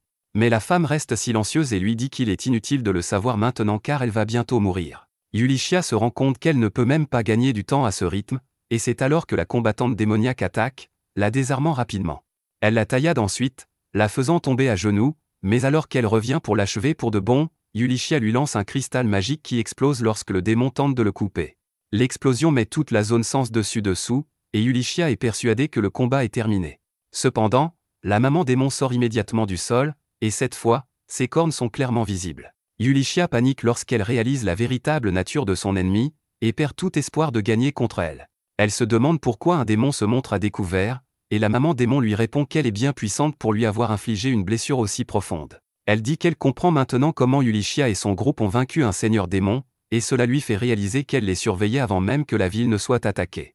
Elle se demande si le démon est là pour Akuri ou pour Kurt car, franchement, il est lui-même un enfant. Elle se rend compte qu'elle n'a plus d'armes et qu'à ce rythme, elle va mourir. Elle espère juste que Kurt atteindra rapidement l'atelier et y restera en sécurité car Mimiko et les autres finiront par comprendre ce qui s'est passé ici. Yulichia est sur le point d'accepter son destin quand soudain elle entend Kurt l'appeler par son nom alors qu'il vole vers elle. Elle est horrifiée de le voir faire quelque chose d'aussi stupide. Elle se demande s'il a l'intention de se battre en contrôlant le dragon, mais il n'y arrive pas très bien pour l'instant et se fait plutôt jeter en bas d'un arbre. Yulichia s'approche de lui demandant ce qu'il fait ici, et Kurt répond qu'il est ici pour s'échapper, mais qu'il ne peut pas le faire sans elle. Soudain, une bande de cochons se précipite vers eux et ils montent sur l'un d'eux pour échapper au démon. Yulichia est toujours en colère contre Kurt, lui demandant s'il est normal dans son village de faire quelque chose d'aussi imprudent, et il répond que c'est la première fois qu'il fait quelque chose comme ça. Il déclare qu'un homme ne devrait jamais hésiter à prendre des décisions imprudentes pour protéger une femme qui lui est précieuse, et Yulichia tombe encore plus amoureuse de ce beau parleur, mais cela la rend triste car elle sait que Kurt ne veut pas dire cela de façon romantique. Soudain, une boule de feu s'approche d'eux par l'avant et frappe les cochons, forçant Kurt et Yulichia à s'écrouler sur le sol. La maman démon est devant eux, prête à lancer une autre boule de feu, et Yulichia décide d'emprunter la dague de Kurt pour la combattre. Elle avance en titubant, déterminée à protéger Kurt, même si elle doit y laisser sa vie. Alors que la maman démon lance la boule de feu, Yulichia lève la dague, essayant d'utiliser une technique spéciale qui permet de couper les attaques magiques, bien qu'elle n'y soit jamais parvenue, ne serait-ce qu'une seule fois. Elle pense qu'elle y parviendra puisque tout est en jeu en ce moment, mais elle n'y arrive pas. Alors qu'elle pense être brûlée vive, Akuri arrive soudain et lui saute sur la tête.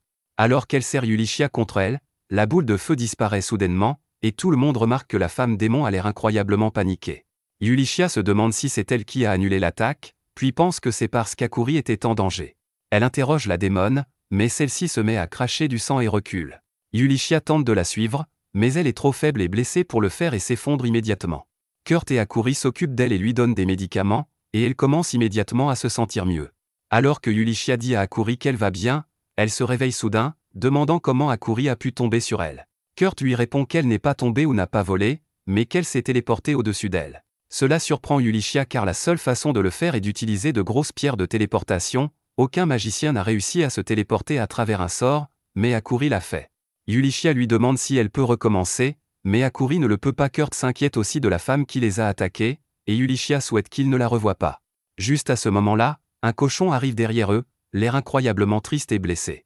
Kurt panique, réalisant que son travail consistait à s'occuper des cochons, et il les soigne tous avant que le client n'arrive. Bientôt, les cochons sont de retour dans leur enclos, en pleine forme. La femme blonde est très heureuse de voir cela, et elle remercie Yulichia avant de lui demander où se trouve son mari. Yulichia trouve une excuse pour Kurt, qui est parti rendre le bébé dragon à ses parents, mais en chemin, il voit quelque chose et décide de changer ses plans.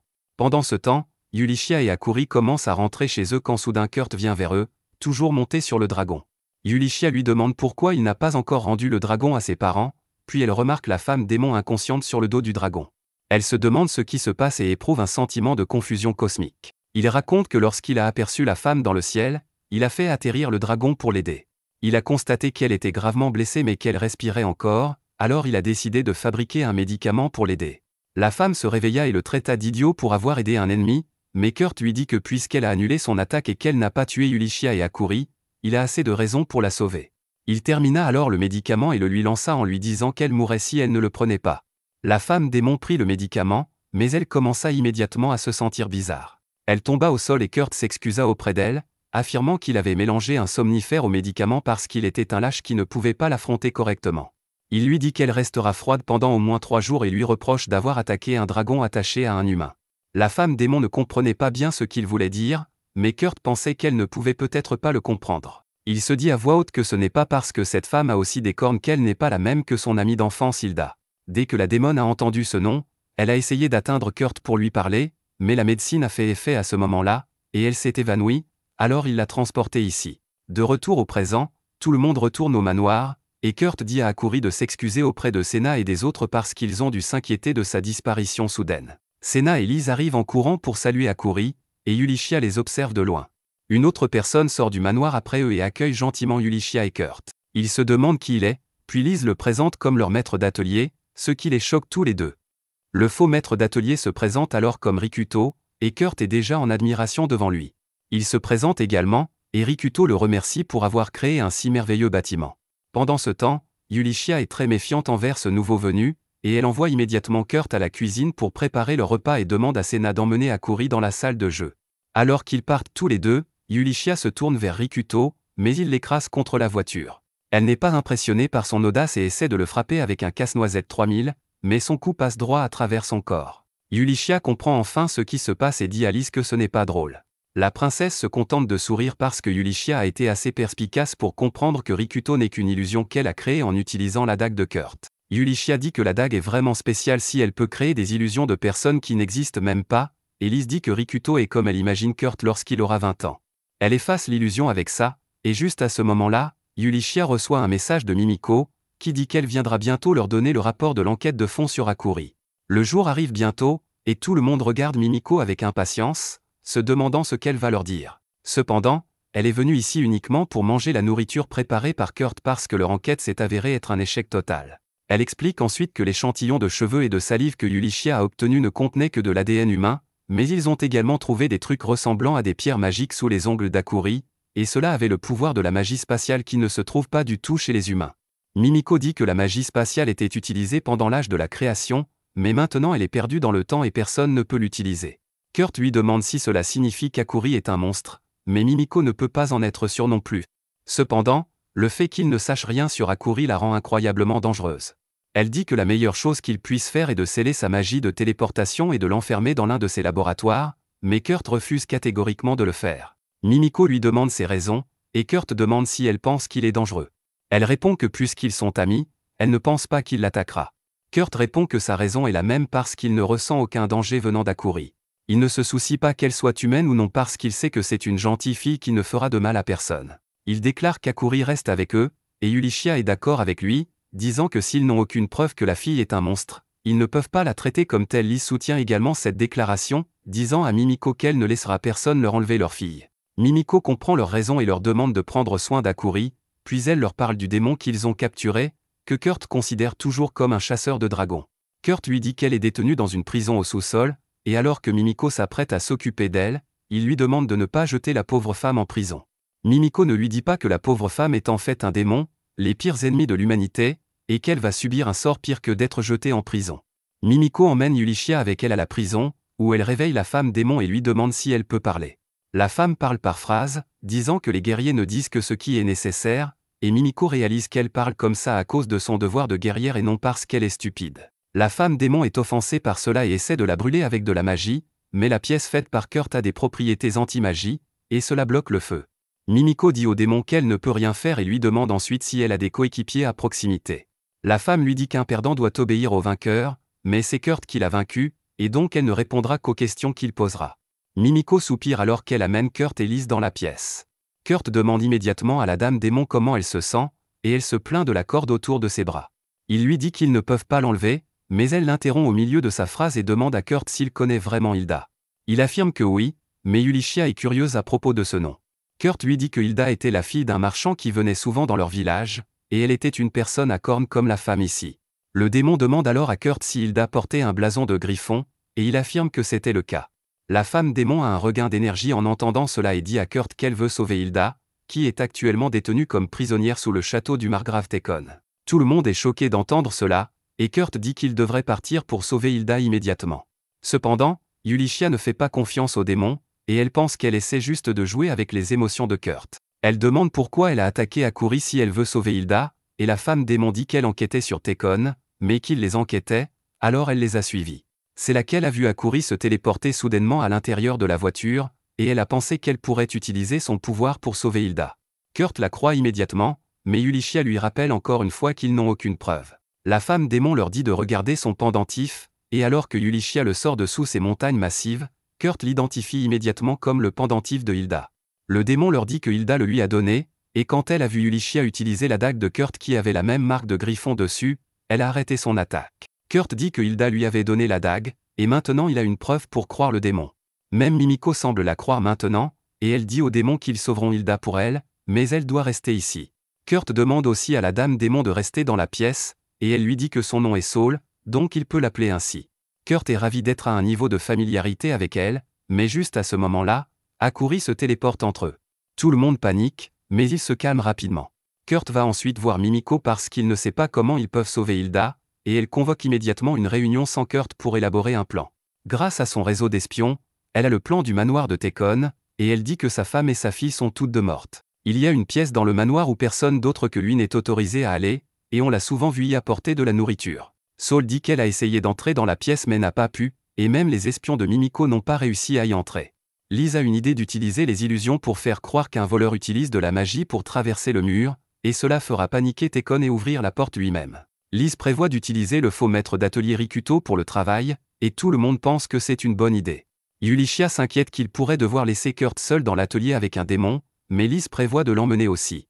Elle explique que Tekon organise un festival de 3 jours sur son territoire, et ce sera l'occasion parfaite d'amener Rikuto à lui sous le prétexte de présenter le nouveau maître d'atelier, et en même temps, ils peuvent dire à Kurt qu'ils doivent étudier la culture de cette région au festival. Ces deux choses ne sont que des excuses parce que Lise et Yulichia veulent toutes les deux avoir un rendez-vous au festival avec Kurt. Ils disent que le plan sera exécuté le 3e jour lorsque les chevaliers seront épuisés, mais c'est aussi pour s'assurer qu'ils aient tous les deux une journée complète avec Kurt avant la fin du festival. Bientôt, le groupe part pour le territoire de Tekon, et Kurt commence à parler avec Rikuto.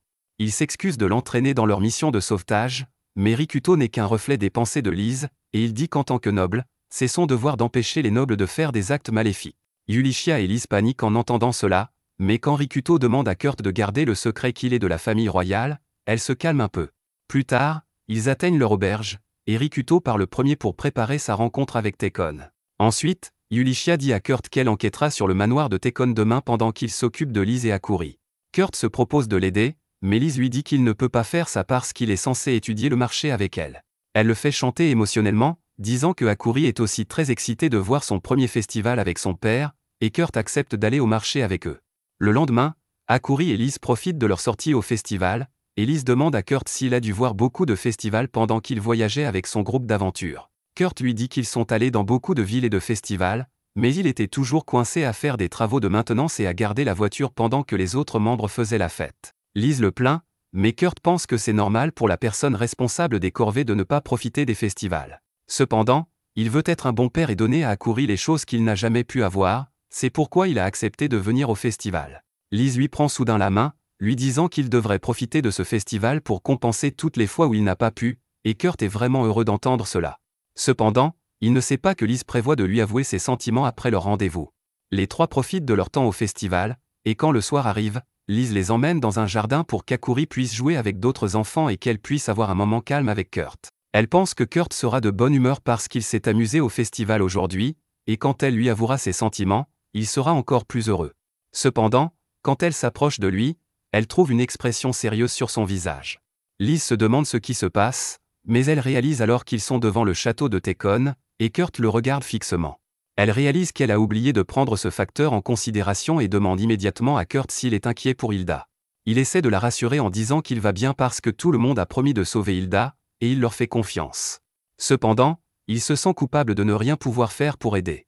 Liz commence à énumérer les choses incroyables qu'il a faites, mais Kurt ne sait pas à quel point il est spécial, et il dit que n'importe qui aurait pu les faire. Liz se demande comment elle peut le convaincre de cesser de se sous-estimer, et elle réalise que lui avouer ses sentiments maintenant ne serait pas la meilleure chose. Alors, elle lui dit qu'elle le respecte et l'adore profondément et que tous les autres à l'atelier ressentent la même chose. Elle lui dit qu'ils l'aiment tous beaucoup, et c'est la raison pour laquelle ils sont là pour aider Hilda.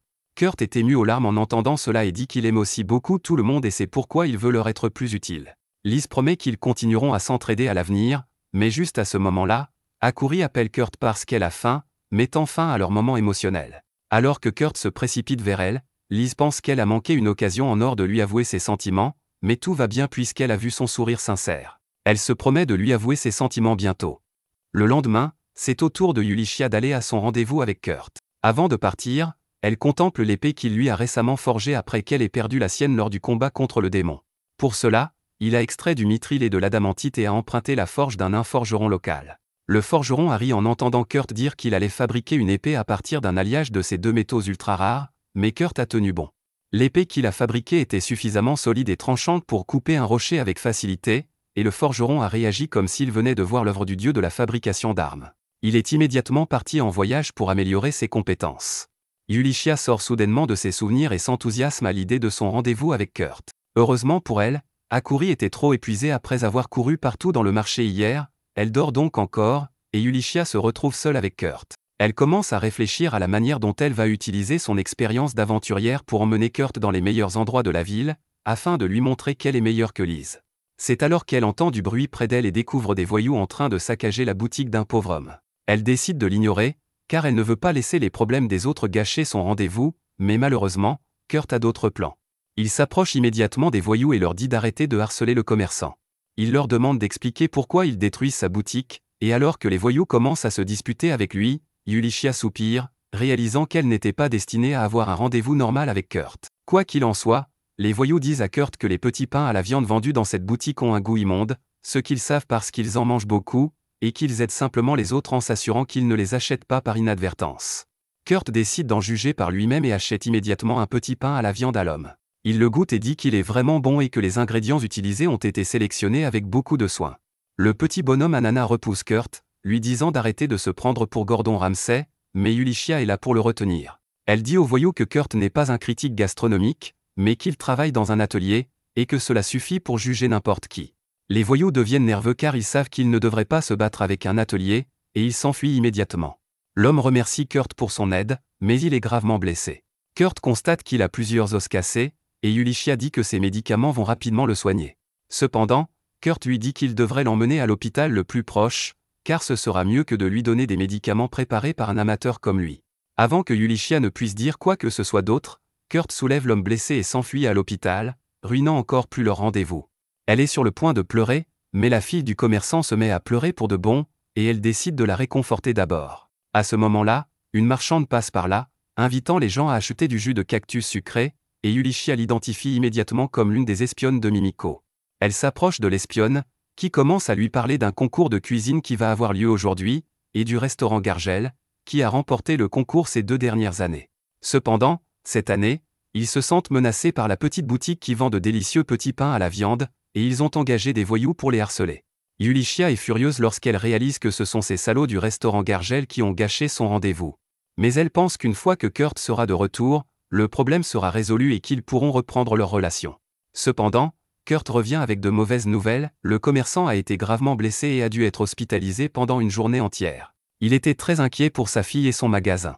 Yulichia sait déjà où cela va mener, et très vite, Kurt lui demande s'il peut aider le magasin pour aujourd'hui.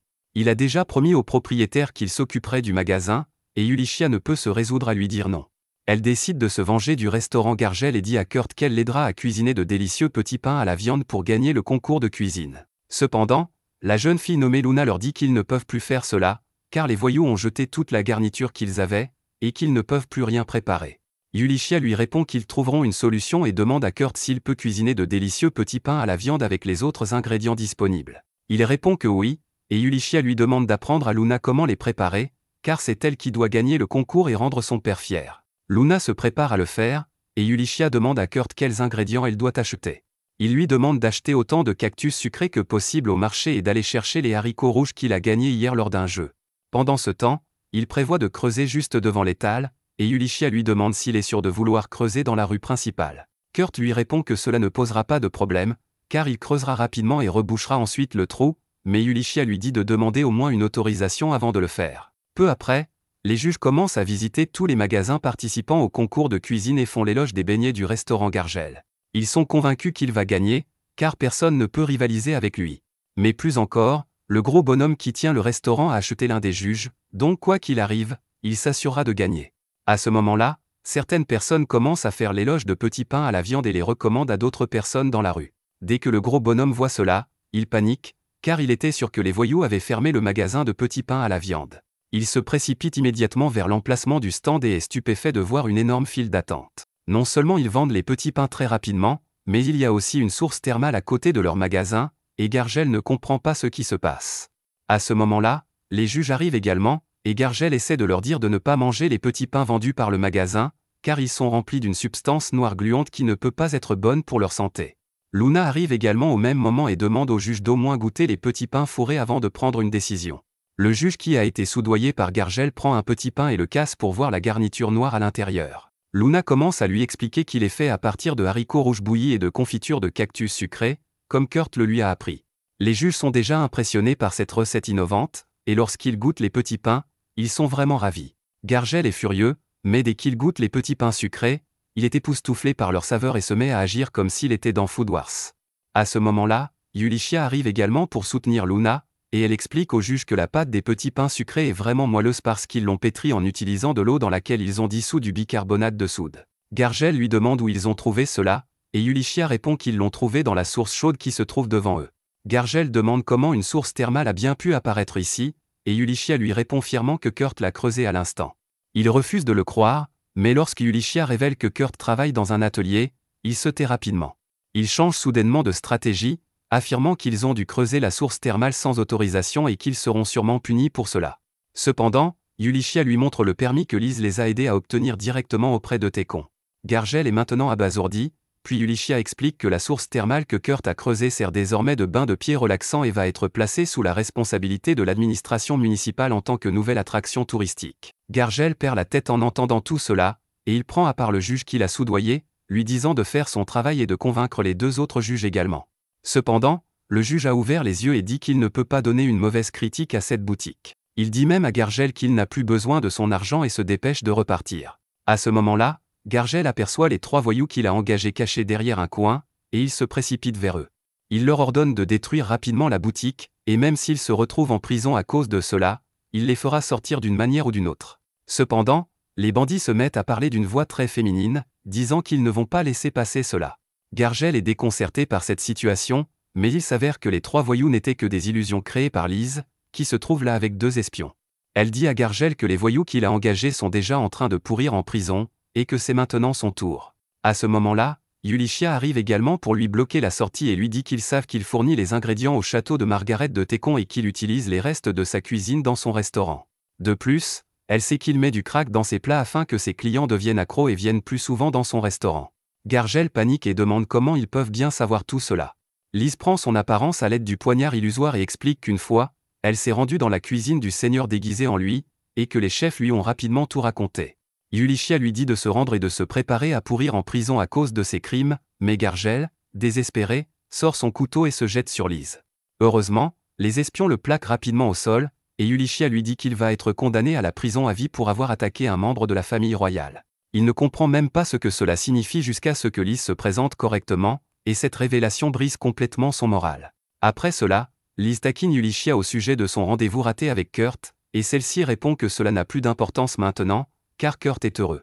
Plus tard dans la nuit, Técon apprend l'arrestation de Gargel pour avoir attaqué Lise alors qu'elle profitait du festival, et il est furieux car ils étaient en bons termes. De plus, son assistant lui dit que leur enquête a révélé que tous les chefs travaillant au château avaient été envoyés par Gargel, ce qui les disqualifie immédiatement de leur poste, et ils ont donc été immédiatement licenciés. Técon panique en apprenant cela, car Lise doit lui rendre visite le lendemain et il ne peut pas l'accueillir sans personne pour cuisiner. L'assistant a déjà un plan et suggère de lui présenter les petits pains sucrés qui ont remporté le concours de cuisine, accompagnés de thé. Técon trouve que c'est une bonne idée et demande à son assistant de lui amener le chef qui a préparé les petits pains sucrés le lendemain matin.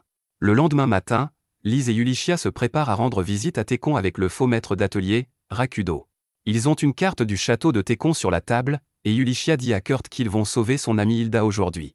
Elle décide de le mettre dans la confidence et lui explique que la pièce où Hilda est retenue captive n'est accessible que par la cuisine, ce qui permettra de lui apporter facilement de la nourriture sans se faire remarquer.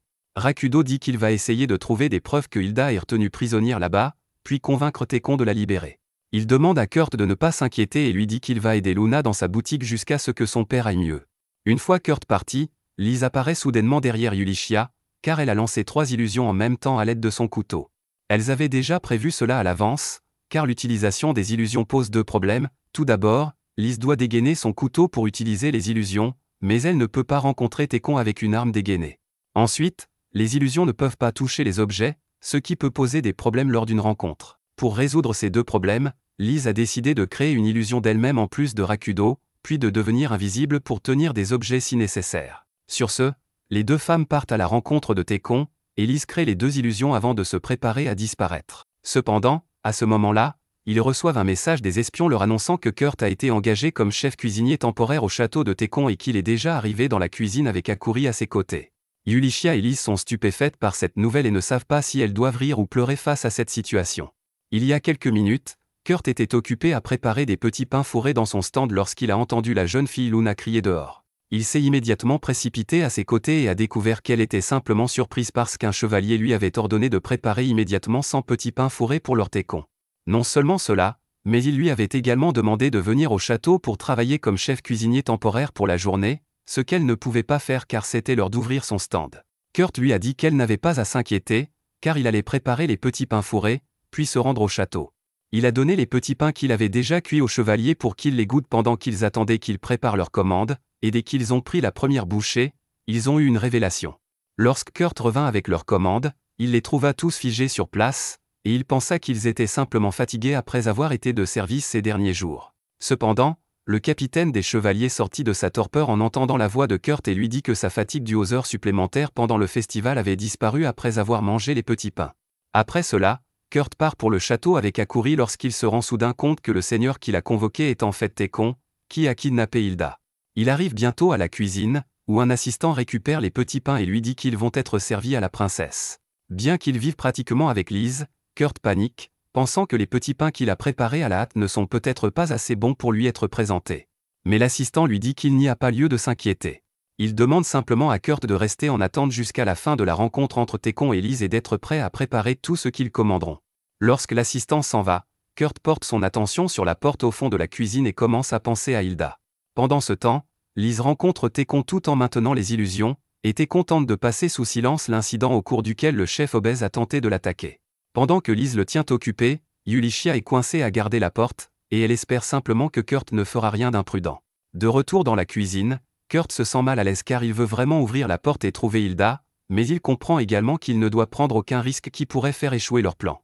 Cependant, il lui est très difficile de contrôler cette envie, et Akuri remarque qu'il a l'air inquiet. Elle demande à Kurt ce qui le tracasse, et il lui répond que son ami se trouve peut-être derrière la porte, mais qu'il ne peut pas l'ouvrir pour l'instant.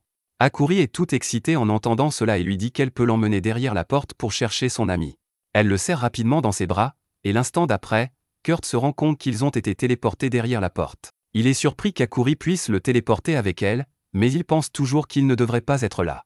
Il dit à Akuri qu'ils devraient retourner d'où ils viennent, mais elle lui répond qu'elle ne peut pas le faire. Elle est contrariée parce qu'elle voulait chercher son ami avec lui, et alors que Kurt se demande comment la consoler, il entend une voix de femme provenant de la pièce voisine. Il pense qu'il doit s'agir d'Hilda et décide d'ignorer toutes les sonnettes d'alarme qui retentissent dans sa tête pour la sauver. Il sort une épingle et l'utilise pour déverrouiller la porte, mais à sa grande surprise, il n'y a qu'une vieille femme à l'intérieur de la pièce. D'autre part, Tekon dit à Rakudo qu'il veut le nommer gouverneur de la ville, mais Rakudo répond qu'il veut lui poser des questions en privé avant d'accepter le poste. La fausse Lise quitte la pièce pour leur laisser un peu d'intimité, et dès qu'elle est partie, Tekon se détend soudainement, ignorant que la princesse observe tout.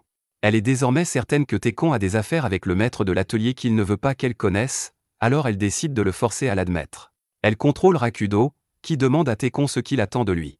Eh bien, Jabba le Hutt apprécie beaucoup son attitude directe, et il demande à Rakudo s'il est intéressé par la jeunesse éternelle. Pendant ce temps, Kurt et la vieille dame sont surpris de se voir, et elle lui demande d'entrer dans sa chambre car elle ne reçoit pas souvent de visiteurs. Il est trop stupéfait pour dire quoi que ce soit, mais la femme invite également Akuri à entrer. Akuri remarque qu'elle n'a pas l'air bien et lui demande si tout va bien. La femme lui répond qu'elle n'a pas beaucoup mangé ces derniers temps, et Akuri lui tend un petit pain fourré préparé par Kurt. La femme le prend sans hésiter et est étonnée de pouvoir le goûter, contrairement aux autres aliments. Soudain, Kurt se rend compte que la femme n'est pas vieille, mais qu'elle en a seulement l'air, et il lui demande comment cela est possible. La femme est étonnée qu'il puisse le deviner rien qu'en la regardant. Elle commence à s'émerveiller de ses autres capacités et lui demande s'il est un magicien célèbre, mais il répond qu'il n'est qu'un garçon de course dans l'atelier local. Quoi qu'il en soit, la femme pense qu'il est vraiment spécial et dit à Kurt qu'il est peut-être la seule personne capable de sauver Hilda, qui est piégée juste sous sa chambre. Kurt panique en apprenant qu'Hilda se trouve sous la chambre et décide de transformer un morceau de pain dur en pelle pour creuser jusqu'à l'étage inférieur. La femme l'arrête et lui demande de la suivre dans un passage secret qui les mènera à Hilda. De retour dans la salle de réunion, Lise est choquée d'apprendre que Tekon recherche la jeunesse éternelle. Rakudo répond que la jeunesse éternelle est le but ultime des maîtres d'atelier comme lui, mais que ce n'est pas quelque chose qui peut être réalisé si facilement. Tekon lui dit que les humains ont une vie courte, mais que d'autres espèces comme les elfes et les démons vivent longtemps. Dans le passé, des expériences ont été menées pour implanter des cellules de démons et d'elfes dans des corps humains afin qu'ils puissent eux aussi vivre longtemps, mais Rakudo répond immédiatement que ces expériences ont échoué et ont été interdites en raison de leurs effets secondaires dangereux.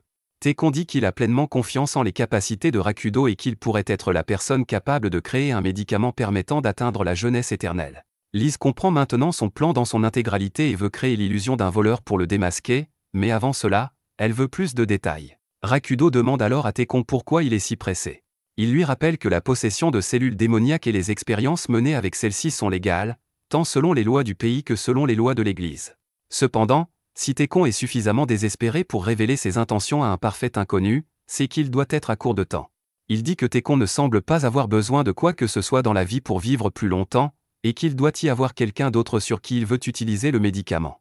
Tekon refuse de répondre à cette question et dit qu'il a juste besoin du médicament. Lise décide qu'il est inutile de le questionner davantage, alors elle passe à la deuxième partie du plan et fait hurler son clone à l'extérieur. Immédiatement après, Yulishia ouvre la porte et laisse entrer le clone, disant à Tekon que des voleurs se sont introduits dans le manoir et qu'elle a essayé de les repousser, mais qu'ils se sont précipités vers la cuisine. Tekon panique en entendant cela et dit à Rakudo et Lise de rester dans la pièce. Il demande à Yulishia de les protéger à tout prix et lui dit de ne pas quitter la pièce. Il s'enfuit en courant, mais Lise le suit tout en restant invisible. Elle atteint rapidement la zone cachée, et Tekon panique encore plus en voyant la porte de la pièce ouverte. En entrant, il commence à appeler Famille, ce qui trouble Lise, car c'est le nom de la fille de Tekon. Il est vraiment dévasté lorsqu'il constate qu'elle n'est pas dans la pièce, et pendant qu'il s'engage dans le passage secret, Lise décide d'inspecter la pièce. Elle trouve un cheveu gris sur le lit, puis aiguise ses sens pour trouver d'autres indices. Elle sent soudain l'odeur de Kurt et, même si elle veut immédiatement se précipiter à ses côtés, elle décide de rencontrer Yulishia d'abord. Pendant ce temps, Famille conduit Kurt et Akuri dans la pièce où Hilda est retenue prisonnière. Kurt s'excuse auprès de ses amis d'avoir ruiné leur plan, puis ouvre la lourde porte pour voir Hilda enchaînée. Elle le reconnaît immédiatement comme le garçon qu'elle a rencontré dans le village, et Kurt est vraiment heureux qu'elle se souvienne encore de lui. Il lui dit qu'il va la sauver maintenant, mais Famille le protège. Elle désactive immédiatement les chaînes qui retiennent Hilda, et Kurt se précipite à ses côtés. Cependant, lorsqu'il s'approche d'elle, il se rend compte qu'elle n'a pas changé du tout, même si cela fait 10 ans qu'ils ne se sont pas vus. Il continue d'essayer de trouver au moins un détail qui aurait pu la changer, mais il n'y parvient pas, et finit par dire à Hilda qu'elle est toujours la même. Elle le frappe immédiatement, lui disant que c'est de sa faute si elle n'a pas pu grandir après qu'il lui ait donné ce médicament dans les montagnes. Elle commence à le frapper, lui disant que non seulement cela, mais qu'il a également quitté le village sans lui dire, et qu'elle lui fera payer tout cela. Kurt continue de s'excuser, mais Hakouri prend alors sa défense, disant à Hilda d'arrêter d'être méchante avec son père. Cela rend Hilda encore plus furieuse, car après l'avoir transformé en loli pour toujours, il a eu une fille. Kurt explique qu'Hakouri est né d'un œuf, donc il n'a pas vraiment fait quoi que ce soit pour la concevoir, et Hilda n'a pas de mal à le croire. Elle dit ensuite à Kurt qu'elle a faim et lui demande s'il a quelque chose à manger. Il n'a que du pain dur, et bien que Hilda lui dise que cela suffira, elle n'arrive même pas à le croquer. Famille demande alors à Hilda si son éternelle jeunesse est due aux médicaments fabriqués par Kurt, et elle le confirme. Elle demande à Kurt s'il peut refaire ce médicament, et il répond qu'il n'a pas revu de fleurs arc-en-ciel depuis cette fois-là et qu'il ne peut pas fabriquer le médicament sans elle. Hilda s'excuse auprès de Famille de ne pas pouvoir l'aider davantage, mais la vieille fille lui dit que cela ne la dérange pas. Kurt est choqué d'entendre le nom de Famille et lui demande si elle est vraiment la fille de Tékon. Elle le confirme, et la seule cellule cérébrale fonctionnelle de Kurt est en ébullition pour essayer de comprendre ce qui se passe. Au moment où il arrive à une sorte de conclusion, Tékon entre dans la pièce et est soulagé de voir que sa fille est en sécurité. Il pense que Kurt est le voleur, mais Kurt lui répond que c'est mal d'enlever des gens, quelle que soit la raison. Tékon lui répond qu'il ne comprendra jamais sa situation, et Kurt rétorque qu'il la comprend parfaitement, car il est lui aussi père et aime sa fille. Cependant, il déraille immédiatement après cela, accusant Tékon de ne plus aimer sa fille depuis qu'elle a grandi et d'avoir kidnappé Hilda, qui ne vieillira jamais, afin de pouvoir l'aimer comme sa fille pour toujours. Tout le monde est perplexe, mais Kurt n'en a pas encore fini avec son délire. Il pense que c'est parce que Tékon accordait toute son attention à Hilda que Famille a bu un médicament qui l'a fait ressembler à une vieille dame, et tout le monde est stupéfait. Finalement, Kurt accuse Tékon d'être un PDF-phile, et bien qu'il puisse laisser passer beaucoup de choses, le noble s'y oppose fermement. Cependant, Kurt n'arrête pas de jacasser et tente de culpabiliser Tékon de ne pas aimer Famille une fois qu'elle a grandi. Hilda le paralyse soudainement parce qu'elle en a assez de ses divagations, puis elle se tourne vers Famille et lui demande si elle est sûre de leur plan. Famille affirme que oui, s'accrochant au bras de Tékon tout en demandant à Hilda de le tuer. Tékon se met à transpirer en entendant ces mots et demande à Famille pourquoi elle voudrait cela. Kurt a exactement la même question, mais dans son esprit, il s'en tient à la théorie qu'elle déteste son père parce qu'il veut la remplacer par Hilda. Tékon panique et commence à s'enfuir, disant à sa fille qu'il ne peut pas mourir dans un endroit comme celui-ci. Il sort du sous-sol, mais au moment où il atteint la chambre de Famille, Lise et Ulychia sont là. Tékon est choqué de les voir, et Lise déclare alors qu'elle a compris quels étaient ses plans. Elle sait maintenant que Famille souffre du syndrome de vieillissement, et que Tékon essayait de la guérir. Cependant, il n'existe aucun remède connu pour cette condition, et même si elle était guérie, le corps de la patiente resterait vieux. C'est pourquoi Tékon faisait tout son possible pour empêcher Famille de vieillir davantage en utilisant les cellules d'un démon pour créer un élixir de jeunesse éternelle. Tékon acquiesce furieusement, disant qu'il a tout essayé pendant 1 an pour soigner sa fille, mais rien n'a fonctionné malgré le fait qu'il ait suivi toutes les instructions d'un certain homme. Il déclare qu'il en a assez d'attendre et qu'il est maintenant prêt à vendre son âme à un démon pour trouver un moyen de sauver sa fille. Il brise soudainement une pierre magique sur le sol, et un cercle magique apparaît. Avant que les filles ne puissent réagir, Tékon se coupe la main et met son sang sur le cercle magique pour invoquer un démon. Cependant, rien ne se passe, et le gros paniqué déclare que le cercle magique aurait dû fonctionner car il est placé sur la ligne Lei qui est pleine de mana. Lise réalise soudain ce qui se passe et lui dit que la ligne Lei a été déplacée lorsque les sources chaudes ont été creusées au milieu de la ville. Tékon commence à penser que Lise connaissait déjà son plan et que c'est pour cela qu'elle a obtenu la permission de creuser les sources chaudes, afin de l'arrêter. Il commence à perdre la tête, et Lise revendique tout le mérite même si elle n'en savait rien. C'est alors qu'Hilda arrive, et Tékon tombe au sol de peur. Alors que les filles se voient, Lise salue Hilda, disant qu'elle a tout entendu à son sujet par Solflar et Kurt. Hilda la remercie d'avoir pris soin de son Kurt tout ce temps, et entendre une salope utiliser un adjectif possessif pour Kurt énerve Lise. Elle lui renvoie l'appareil, disant qu'elle aussi a pris soin de son Kurt dans le passé. La tension monte entre elles, et Ulychia s'interpose, demandant à Hilda où est Kurt actuellement. Elle répond qu'il se repose dans le sous-sol parce qu'elle ne veut pas qu'il voie ce qui va se passer ensuite. Elle invoque soudainement son épée et la pointe vers Tékon, paniquant Lise et Ulychia. Elle lui demande pourquoi elle veut le tuer, et Hilda répond qu'un jour, cette version de Jabba le Hutt invoquera vraiment un démon, et beaucoup d'innocents perdront leurs âmes et leur vie à cause de cela. Famille ne veut pas être sauvée à un tel prix, et c'est pourquoi elle lui a demandé de tuer son père. Tékon est dévasté en entendant cela, mais il veut toujours que sa fille vive une vie normale, même si cela coûte son âme et la vie d'autres personnes. Hilda décide de l'achever rapidement, mais c'est alors qu'elle entend la voix de Famille lui disant d'arrêter. Tout le monde se retourne pour voir que Famille est redevenu jeune, et ils sont tous stupéfaits. Tékon lui demande s'il rêve, mais Famille lui dit que Kurt l'a guéri avec ses petits pains des sources chaudes. Liz est encore une fois impressionnée par Kurt, et Yulichia pense qu'elle aurait dû s'y attendre. Pendant ce temps, le sort de paralysie sur Kurt commence à s'affaiblir, et il peut à nouveau parler. Il demande à Ori de sortir une bouteille marron de son sac et de lui donner un comprimé, ce qu'elle fait rapidement. Dès que Kurt avale le comprimé, il est complètement guéri de sa paralysie, et il décide d'aller aider Famille. Pendant ce temps, Famille et Tékon ont un moment émouvant lorsque Liz s'approche d'eux. Elle dit que Tékon a commis des crimes graves, et même son statut de noble ne peut le sauver de la punition. Famille demande à Liz d'épargner son père et de la punir à la place parce qu'il a tout fait pour elle, mais Liz a d'autres plans. Elle dit qu'en tant que membre de la famille royale, elle ne peut ignorer ses actions, mais pour l'instant, elle est ici juste comme une fille normale en formation dans un atelier. C'est pourquoi elle ne va pas punir Tékon mais le faire travailler pour l'atelier à partir de maintenant. Tékon est heureux d'accepter cette punition, puis Liz se tourne vers Hilda, disant qu'elle doit l'accompagner parce qu'elles ont beaucoup de choses à discuter, mais une fois terminée, elle sera renvoyée chez elle en sécurité. Yulichia dit qu'ils ont seulement besoin que Kurt efface le cercle magique maintenant. Mais soudain, un autre homme entre dans la pièce, disant qu'il n'y aura pas de fin heureuse dans cette histoire parce que c'est lui qui l'écrit. Hilda reconnaît le gothique Emo qui vient de revenir de Medgala comme scripté et lui demande quand il a eu le courage de se montrer ouvertement. Liz et les autres sont aussi confus et se demandent qui est cet homme. Tékon leur dit que Scripté est le démon qui a confié Hilda à lui et lui a aussi dit la méthode pour invoquer un démon. Scripté dit à Hilda qu'il attendait que ses alliés attaquent Tékon une fois qu'ils auraient appris qu'elle était retenue captive, et qu'il était vraiment déçu qu'il n'ait rien fait. Hilda répond qu'elle connaissait son plan et que c'est pourquoi elle avait prévenu ses alliés à l'avance de ne rien faire qui causerait une tension sérieuse entre les humains et les démons. Scripté n'est pas content d'entendre que le scénario qu'il a écrit pour Hilda a été changé par quelqu'un d'autre, et cela lui rappelle aussi ses regrets passés où son plan d'utiliser l'évêque pour assassiner Liz a échoué. Tout le monde est choqué d'entendre cela, puis Scripté dit qu'il n'aime pas que les gens interfèrent avec ses plans. Il n'est pas content de voir que la malédiction de vieillissement qu'il a placée sur Famille a aussi été brisée. En apprenant qu'il est celui qui a fait souffrir sa fille, Tékon devient vraiment furieux contre le démon. Il se rue pour l'attaquer, mais une barrière magique arrête son coup. Yulichia rejoint aussi le combat, attaquant le démon de l'autre côté, mais sa barrière est présente dans toutes les directions. Cependant, grâce à son épée sainte fabriquée par Kurt, elle parvient à fissurer la barrière, et Scripté réalise qu'il y a beaucoup de risques à l'affronter. Il décide d'invoquer un autre démon pour combattre à sa place et sort une bouteille de sa poche. Hilda dit à Yulichia de saisir cette bouteille immédiatement, mais il est trop tard. Scripté verse le liquide visqueux de la bouteille sur le cercle magique, l'activant, puis dit à tout le monde de profiter de son cadeau d'adieu.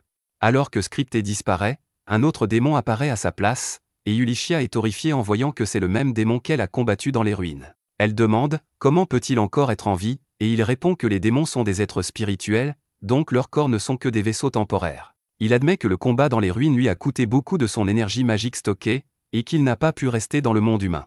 Pendant qu'il est occupé à monologuer, Liz essaie d'utiliser son couteau pour créer des illusions, mais le démon a appris de son erreur passée et lui arrache instantanément le couteau des mains. Hilda l'attaque avec une explosion de feu infernale, puis Liz et Yulichia décident de l'attaquer ensemble, mais le démon les frappe avec des pointes sombres, les blessant. Yulichia se demande comment le démon peut les attaquer après avoir encaissé l'attaque d'Hilda, et il répond que la seule chose qui pouvait lui nuire dans cette pièce était son épée sainte. Mais maintenant que son bras est blessé, elle ne peut plus l'utiliser. Il enfonce les pointes sombres plus profondément dans leur corps, les faisant crier de douleur, mais c'est alors que Kurt arrive. Liz et Yulichia lui disent de s'éloigner parce qu'il y a un démon présent, mais ce n'est pas nouveau pour Kurt. Au lieu de cela, il est surpris de voir un seigneur démon car il pensait qu'ils avaient tous disparu. Il se souvient soudain d'un dicton de son village, « Les seigneurs démons sont comme des cafards, si vous en voyez un, il y en a 100 cachés à proximité. » Cela touche un nerf chez le démon, et il dit à Kurt qu'il paiera pour l'avoir insulté. Il lui lance une puissante boule de feu, mais Akuri la fait disparaître et la renvoie sur le démon. Les dégâts suffisent à annuler les pointes sombres qui blessaient Yulichia et Liz. Alors que le démon prépare une autre boule de feu à lancer sur Kurt, Yulichia se place devant lui, déterminée à trancher l'attaque magique cette fois. Elle tranche la boule de feu, mais elle ne s'annule pas. Yulichia continue d'essayer, confiante qu'avec l'épée magique fabriquée par Kurt, elle y parviendra. Soudain, l'épée absorbe la boule de feu et se recouvre d'une flamme bleue. Yulichia décide de la renvoyer au démon. Elle brandit son épée, et la boule de feu bleu prend la forme d'un oiseau pour attaquer le démon, qui ressent une douleur immense. Il commence à craindre de perdre à nouveau et, en dernier recours, décide d'emporter au moins Hilda avec lui. Il joint ses mains, les fusionnant pour former une lance capable de percer n'importe quoi, et poignarde Hilda. Tout le monde panique, mais Hilda sourit simplement parce qu'elle n'a subi aucun dégât. Les mains du démon se brisent à l'impact, et il ne peut pas le croire car son attaque peut même percer le mithril. Il demande à Hilda comment elle a pu survivre, et elle sort le pain dur que Kurt lui a donné de sa robe. Le démon devient fou parce qu'il est impossible qu'un morceau de pain soit plus dur que le mithril, et il demande à Kurt qui il est. Kurt répond qu'il est juste le responsable des corvées dans un atelier, et le démon ne peut pas le croire. Soudain, il réalise ce qui se passe et demande à Kurt s'il vient du village de Hast. Kurt confirme, et entendre cela inflige tellement de dégâts émotionnels au démon qu'il disparaît de la surface de la Terre. Plus tard, Kurt explique à tout le monde que leur village a été souvent attaqué par les seigneurs démons, alors ils ont développé diverses méthodes pour les combattre et ont conduit les seigneurs démons à l'extinction. Yulichia est soulagé d'entendre cela et dit qu'il devrait effacer le cercle magique maintenant, mais soudain, un trou noir apparaît sur le sol. Hilda réalise que Scripté a utilisé un produit chimique spécial pour invoquer le démon sans consommer d'âmes humaines plus tôt. Cependant, le produit chimique ne fait que retarder le paiement, et maintenant il essaie de collecter 100 âmes humaines pour couvrir le coût. Des tentacules sombres sortent du trou et attaquent tout le monde. Hilda leur dit qu'il est inutile d'essayer de les arrêter parce qu'ils continueront à attaquer jusqu'à avoir recueilli 100 âmes. C'est alors que l'assistant de Tekon arrive avec les petits pains farcis, et les tentacules sombres se précipitent vers lui. Au lieu de l'attaquer, ils visent les petits pains, et une fois qu'ils les ont tous mangés, ils disparaissent avec le cercle magique. Tout le monde est confus par ce qui se passe, mais il s'avère que l'assistant travaille en fait pour Bandana, le membre louche de l'ancien groupe de Kurt, et elle lui a dit qu'à l'origine, les petits pains farcis n'étaient pas inventés comme nourriture mais comme remplacement des sacrifices humains. Cependant, tout le monde ne peut pas faire des petits pains qui valent autant qu'une âme humaine. Mais si Kurt le veut, il peut créer autant de petits pains qu'il le souhaite et invoquer autant de démons qu'il veut pour obéir à ses ordres. Quoi qu'il en soit, l'assistant rapporte plus tard à Bandana, lui disant que Tekon a annoncé la nouvelle de la survie de Famille à la ville, menant à une célébration. Hilda a été interrogée par Mimiko puis autorisée à rentrer chez elle avec Solflar. Bandana est contente d'entendre cela, et elle pense que son maître avait raison de lui ordonner de protéger Kurt et Akuri du monde extérieur. Après cela, Kurt reçoit le titre de chevalier de Tekon, mais il pense qu'il n'a rien fait pour le mériter. Tout le monde à l'atelier reçoit aussi une sorte de promotion grâce à Lise qui tire les ficelles de Tekon. Et maintenant, elle est confiante que la plupart des nobles ne penseront même pas à essayer de les embêter. Pendant ce temps, Hilda rentre chez elle avec une fleur en auricalque que Kurt a fabriquée pour elle comme cadeau d'adieu parce que c'était une chose courante dans son village. Hilda est toujours stupéfaite par cela, et elle pense que Kurt est toujours le même idiot distant même si cela fait 1200 ans qu'ils ne se sont pas vus.